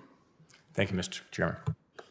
Thank you. And I'm told that we might have a chance to go back and connect with Senator Carper. Senator Carper, are you available? I can hear all of you. The question is, can you hear me? We can hear you, and Yes. I think the secretary knows your question. Would you like him to answer the one you asked before? I want to make sure he knows it. I was starting to say it a couple of years ago, Mr. Secretary. This committee led by Senators Wyden and Grassley passed bipartisan legislation to reduce prescription drug prices for Medicare beneficiaries, lower drug prices for seniors, lower drug prices for Medicare and Medicaid. Also required drug companies to make price increases publicly available. You may recall I spoke with you recently about your willingness to maybe explore whether or not that bipartisan agreement, which enjoyed a lot of Democrat support and quite a bit of Republican support, might be pulled off the shelf, dusted off in this Congress, and be used to build on for future legislative efforts in this space. You had a chance to give that any thought, and would you just share your thoughts? Senator, yes, I appreciate the question.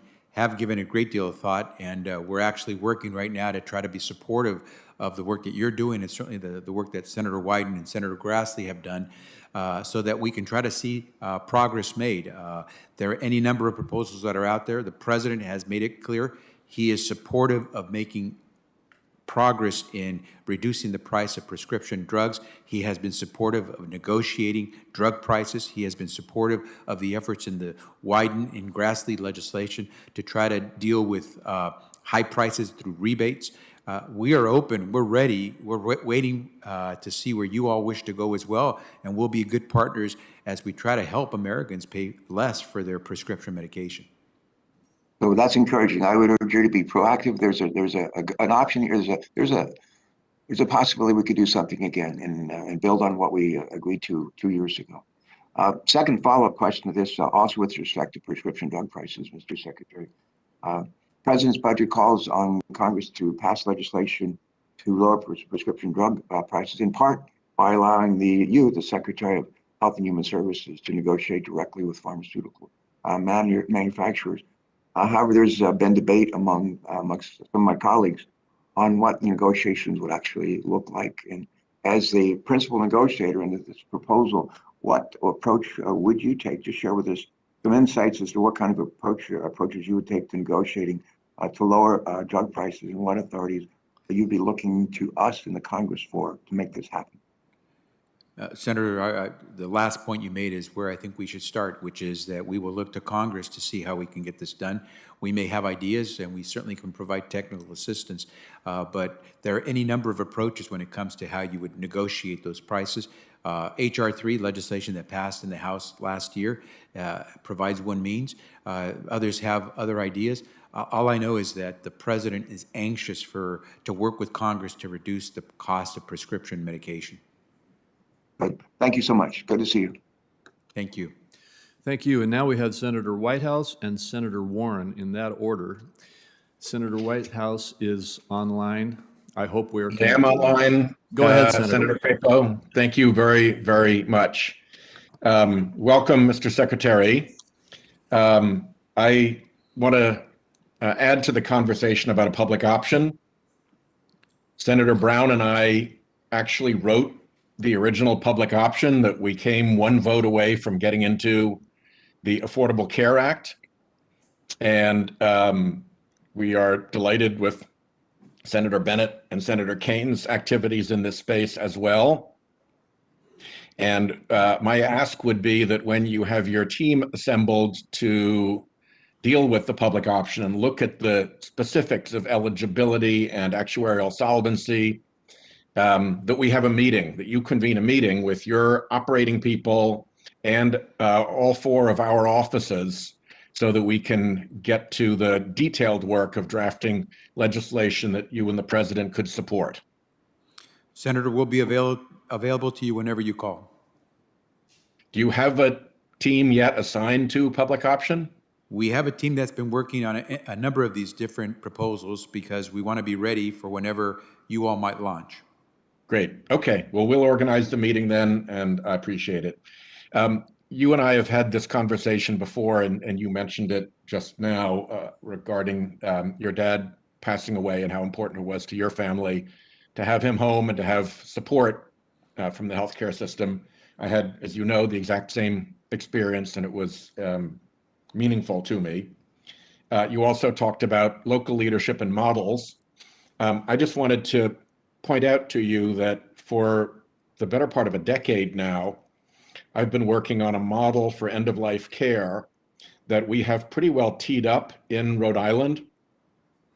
It would be approved through CMMI because we're asking for a number of waivers that while they may be useful, while the underlying rule may be useful in the abstract, when it's applied to an end-of-life population, it becomes ridiculous, like the 3-day, 2-night rule, or the you've got to commit granny to the hospital to get respite care rule.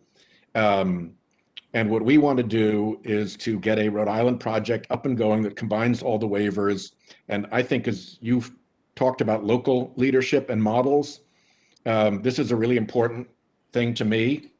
I know that CMMI and Ms. Fowler report to you through CMS and Ms. Brooks-LaSure, but I wanted to mention here the importance of this to me. I've worked on it for a long time. We are ready to go. The problem has been really turnover at CMMI as administrations change and personnel has changed. So I've been in Groundhog Day with new start after new start after new start.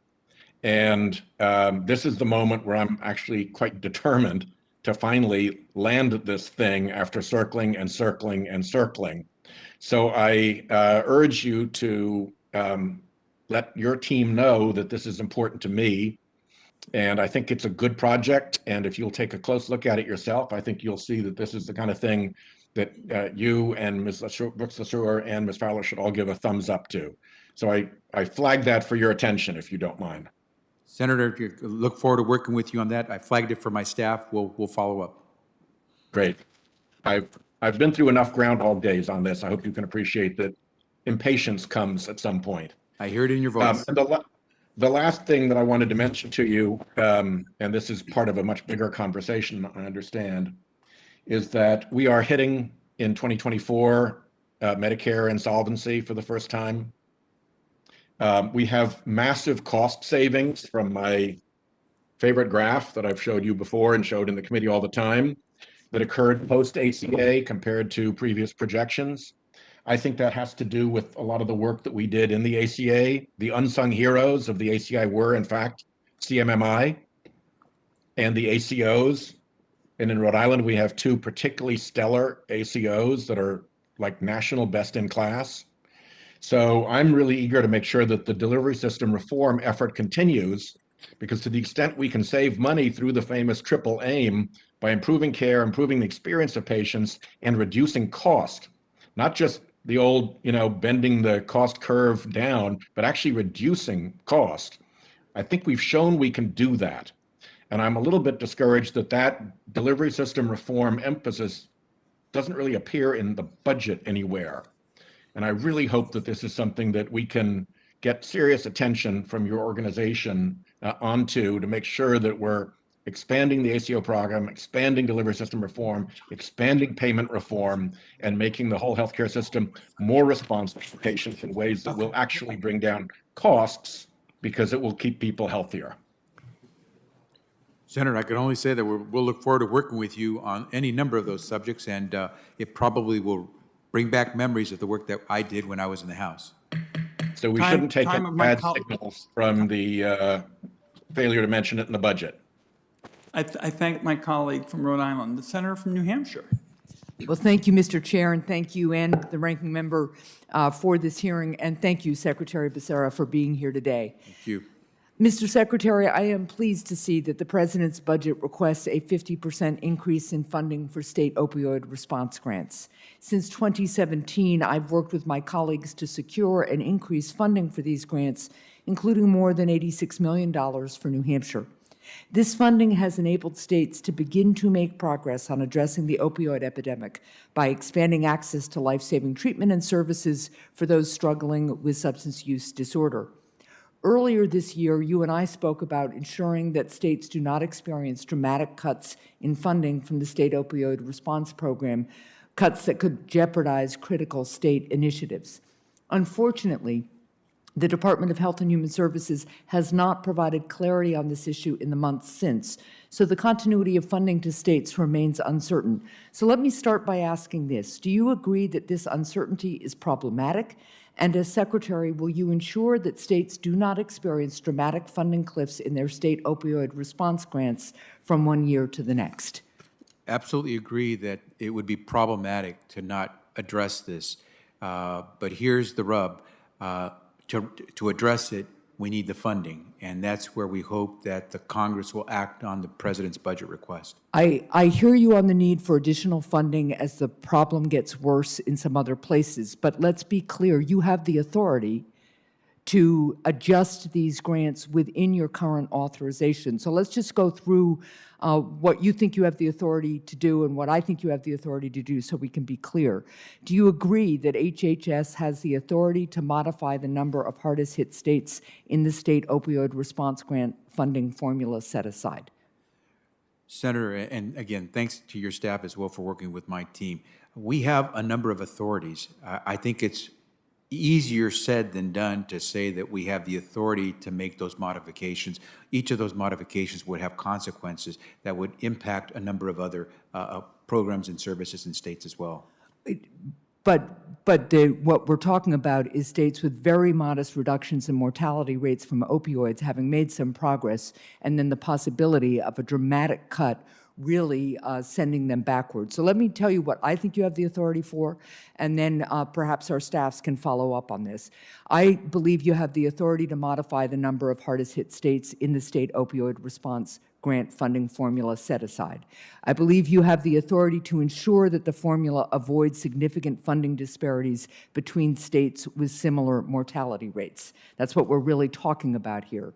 And I believe you have the authority to ensure that states do not experience dramatic cuts in their year-over-year state opioid response grant funding. So what I would like to have happen is your team to follow up with mine if they differ with our analysis of what authorities you have. We will absolutely sit down with your team, continue to sit down with your team to try to evaluate those things. Okay. Do you agree we need a solution to help ensure that states do not face funding cliffs in this program? You can see a clear example of that in the work that we're doing to try to extend the subsidies that we're providing under the ACA for people who fall off over this cliff because they don't no longer qualify to get those subsidies for the ACA coverage. So we agree absolutely that these cliffs are tremendously harmful, not just to the individuals, but they're harmful to the system because regressing is not a good solution. Right. So understanding that you agree we need a solution, what I would like a commitment from you about today is that you will provide us with a concrete written plan to prevent funding cliffs in the state opioid response grants and that you will share it with my office. We will work with your office to see where we can head in that direction. Again, I don't know what the ultimate outcome will be, but we will certainly work with your staff. Well, what I am looking for is a commitment to provide a solution. I hope we can do it by the end of this month. And I'm going to just be very frank here. You all have put forward a wonderful, qualified nominee to be the head of SAMHSA. But if your nominee does not have the backing of the leadership in her department to make commitments and use the authority that is in law to prevent states from having experiencing a cliff in their funding, it's going to be really problematic. So I am hoping that we can get this ironed out and straightened out in the near future because it would be a real shame. Without the department committing to this, what's going to happen is we're going to play whack-a-mole with our capacity to deal with the substance use disorder. And I'm concerned that it doesn't get the same level of commitment, for instance, that the COVID-19 pandemic got because of the stigma associated with addiction. So I'd really like to drill down on this, and I'd really like the department to commit to preventing these funding cliffs from happening. Thank you, Mr. Chair. I thank my colleague. We're going to do everything we can to get everybody in on this round as we deal with the second vote. I think Senator Warner is available on the web. Senator Warner? All right. Senator Cortez Masto on the web. Mr. Chair, thank you. Secretary Becerra, thank you again. It's great to see you again. And let me just say this, I really appreciate our conversations we've had about the lack of access to mental health services across this country. So I'm going to start there with the need for more mental health and crisis services. And I appreciate the requested increase in the mental health block grant funding to help meet the growing need. But I believe, and I know my colleagues are looking at this as well, we should be looking at funding beyond patchwork grants and appropriations. We have to improve accessibility to services under the programs where Americans get their health coverage. That's why Senator Cornyn and I have introduced the Behavioral Health Crisis Expansion Act to do just that. It would establish a continuum of coverage of crisis services and ensure coverage of those services. The bill is with your team right now for technical assistance. So I look forward to working with you to get this over the finish line. But let me focus on a piece of the mental health that I'm just as concerned about when it comes to our kids. In April, MACPAC looked at access to behavioral health services for children and youth. Their work underscored the findings in your budget that children are struggling with increasingly serious mental health challenges. And MACPAC found that in 2018, 20% of adolescent Medicaid beneficiaries experienced a lifetime major depressive episode, and 12% had suicidal thoughts. Nearly 4% attempted suicide. So MACPAC made two recommendations, both of which can be carried out by HHS at no cost. They suggest that the agencies at HHS tasked with caring for kids' mental health, CMS, SAMHSA, and ACF, collaborate to issue joint guidance and technical assistance to states on improving access to services. So my question to you is, does the agency have plans to carry out those recommendations? And if not, what do you intend to do to really bring home necessary services to our children? Senator, thanks for your concern and interest on this issue, long-term concern and interest. You may have heard about a month ago, I announced that within HHS, we were establishing the Behavioral Health Coordinating Committee so that we would take the various agencies involved, whether it's SAMHSA, whether it's CMS with Medicaid, whether it's the Children's and Families Administration. We are going to work together to coordinate those services so that we do this as MACPAC suggested, with one goal in mind and not having disparate agencies doing different things.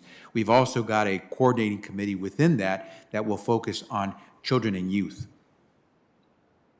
Secretary Becerra, thank you. That's great news. Can I add one more thing to this, though, that I see as essential after being home and talking with not only students, but our school districts and our State Department of Education. And this is follows up on the letter that I sent to both you and Secretary Cardona to work together to ensure that, listen, we made significant investments over this last year through various COVID relief packages and the most recent American Rescue Plan. And part of that money is going into our schools. And my goal is to ensure that some of that funding goes to really ensure that we're providing effective mental health support to our students. And so my hope is that as part of the American Rescue Plan dollars now get distributed, that working with the Department of Education, you're tracking those dollars to ensure that the schools are investing in mental health support. So my question to you, is that something that you're also looking at? And if not, I hope that you do, and that collaboration with the Department of Education is going to be key. Senator, you'll be pleased to know that next week, Secretary Cardona and I are going to be doing a joint event where we're going to try to really push on the whole idea that these investments that we're making could just be tremendously helpful for so many families and our children. I should also mention that we are asking for additional funding within our budget for the Community Mental Health Services Block Grant to try to address this. And you're probably aware that about a month ago, we announced a $3 billion let out of money, half of it for mental health services, half of it for substance use disorders, to try to address these services that we need back home. Thank you. And I know my time is running out. I will submit the rest of my questions for the record. They include graduate medical education and so many other things. But thank you again. I thank my colleague for her thoughtfulness. Senator Warren, who's also been very patient. Thank you very much. Thank you, Mr. Chairman, and thank you for being here, Mr. Secretary. So President Biden's budget proposes an historic investment in the American people. When it comes to health care, the president has called on Congress to do more, especially for Medicare. Now, Medicare is very popular, but it is not perfect, especially when it comes to covering the services that older Americans need. For example, 50% of people age 75 or older have a disabling hearing loss, but Medicare doesn't offer a comprehensive hearing benefit. It also doesn't cover full dental or vision services, even though 70% of seniors have no dental insurance, and older Americans are at increased risk for severe eye problems. So that's why the president, as part of his budget, called on Congress to, quote, improve access to dental, vision, and hearing coverage in Medicare. So Secretary Becerra, let me ask you, how would expanding Medicare coverage to include vision, dental, and hearing services improve the health and well-being of Medicare beneficiaries, especially low-income beneficiaries and seniors in medically underserved groups? Well, Senator, I think as we've discussed in the past, and I think the president's made very clear, we have ways that we can expand these services, and in fact, we must, because we know it's to our own benefit to provide these preventative services as early as possible to our seniors. What I can tell you is that there are ways to pay for these additional services. We've discussed some of those as well in the past. If you were to save money on prescription drug medication by negotiating prices or providing that the industry must provide rebates when it increases prices too quickly, you start to develop the resources you need to pay for things like providing access to oral dental health services, vision services, hearing services. So we're looking forward to working with you to make sure that we continue to make Medicare even better. And where we go, I know that really will depend on Congress, but we're ready. We want to be a good partner. Good. I'm glad to hear that. I think that's terrific. Expanding Medicare to cover health conditions that affect seniors is an obvious move, and it is the right thing to do, which is why the president has called on Congress to do it. But it's not just people 65 and over who need better access to care. There are plenty of people just shy of Medicare age who need better hearing, dental, and vision coverage, along with all the other benefits that Medicare has to offer. President Biden's budget also calls on Congress to give people aged 60 and up the option to enroll in Medicare, a policy that some analysts predict would give 23 million people, including nearly 2 million previously uninsured people, access to the program. So, Mr. Secretary, why is it so important that Congress follows through on this proposal? Senator, for all the reasons we now know as a result of COVID, that we have too many Americans who don't have any coverage and too many Americans who don't have enough coverage. And the worst thing we can do is allow our family members who are reaching the age of qualifying for Medicare but aren't quite there, who typically are going to be more at risk of suffering from a health condition, the lack of access to the kind of care that they will need. The president, as you mentioned, has been supportive of having the public option of having those 60 and older apply for Medicare. He has mentioned on many occasions that he's open to considering so many different ideas, but what he wants is for us to get something done. Good. I like that. You know, I strongly agree with President Biden. Congress should expand Medicare to include vision, hearing, and dental coverage, and it should lower the age of Medicare. In fact, I think we should go lower than the president proposed to age 55. Now, President Biden also wants Congress to let Medicare negotiate payments for high-cost Part D drugs, something you referred to earlier, Mr. Secretary. But Big Pharma is lobbying hard to maintain the status quo. So let me ask you, Mr. Secretary, as Congress crafts legislation to lower drug prices, the pharmaceutical lobbyists are out there fear-mongering and pressing us to pass some watered-down bill that fails to tackle drug pricing head-on. How do you think Congress should respond? Are we going to go with these half measures, or do you think we should pass a strong negotiation bill that implements the president's agenda? Senator, I think COVID-19 has taught us so many different things. It continues to teach us, and we see what happens when we aren't prepared. I don't think anyone wants the American public to not be prepared to face down whether it's a pandemic or something as serious as making sure that all of us have access to the prescription medication we need. We will leave it to Congress, but we think this is an opportunity to make a generational change in how we do business when it comes to prescription medication. Good. I'm glad to hear that, Secretary Becerra. I agree. The time for delays and half measures and equivocating and industry-friendly legislating is over. It is time for Congress to step up and put President Biden's Medicare priorities into action. And I don't just mean some of the priorities, I mean all of them. Authorizing drug price negotiation with real muscle, expanding Medicare benefits, and lowering the eligibility age. As you say, we have an opportunity here to dramatically improve the Medicare program, and we shouldn't waste it by being afraid to take on interest groups that are profiting off our current system. I appreciate your being here today, Mr. Secretary. Time of my colleagues expired. Senator Scott, I believe you're next.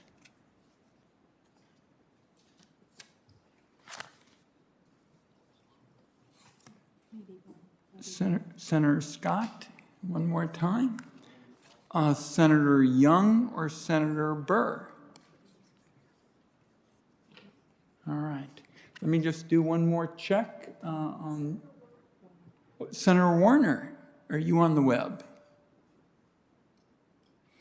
Can staff report that any colleagues are seeking to ask questions either on the web or in person? Democratic side, Republican side? Okay. Mr. Secretary, you gave us a number of pieces of positive news. Vaccinations have taken off during the Biden administration. Now, half approximately of Americans have been vaccinated. The Affordable Care Act enrollments are up with 30 million now covered.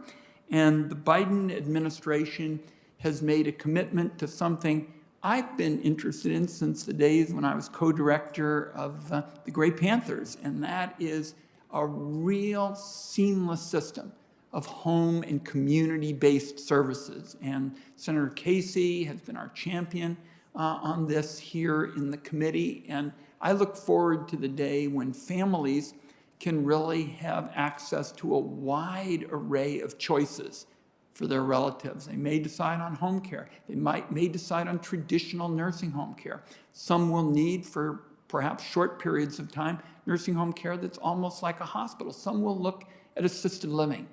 But we're very interested in working closely with you on that. Now, having mentioned what strikes me as clearly good news and moving in the right direction is we've got some very serious challenges, and they've really been highlighted by this Alzheimer's drug approval, because here you have essentially skimpy evidence for a drug that in one big bite is going to cost so much that it will gobble up the Medicare Part B budget, gobble it up, and then some, raising the question, of course, that we're going to have breakthroughs, and not something just with skimpy evidence, but we're going to have scientific breakthroughs, And we want to make sure the American people can afford to actually get them, that the fruits of that spectacular work by the scientists is actually available. Today, I've been just flooded with questions with respect to the FDA, nominee, and it's possible to have an acting serve a bit longer. I think it's critically important that we get that nominee because there are questions the American people have with respect to the evidence and how we're going to make sure these medicines are affordable. But you and I have worked together for a long time, and we enjoyed service in the Congress. And I think we know some practical, steps forward. In this committee, Senator Grassley and I were able to get senators to say that when pharmaceutical companies are price gouging on drugs like insulin, which has gone up 12-fold price hikes in recent years, and drugs not 12 times better, they're going to lose their subsidies. There's going to be a rebate. And I also strongly support the idea that with Medicare and 50 million seniors, that we ought to lift that restriction and Medicare should negotiate.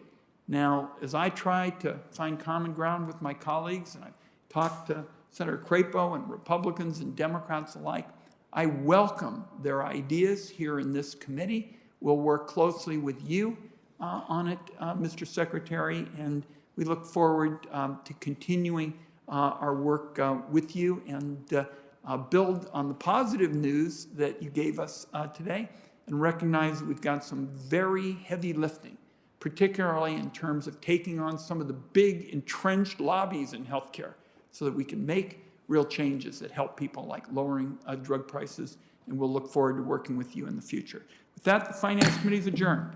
And let me also say, for the information of colleagues and staff, the deadline for questions for the record is next Thursday at 5 p.m.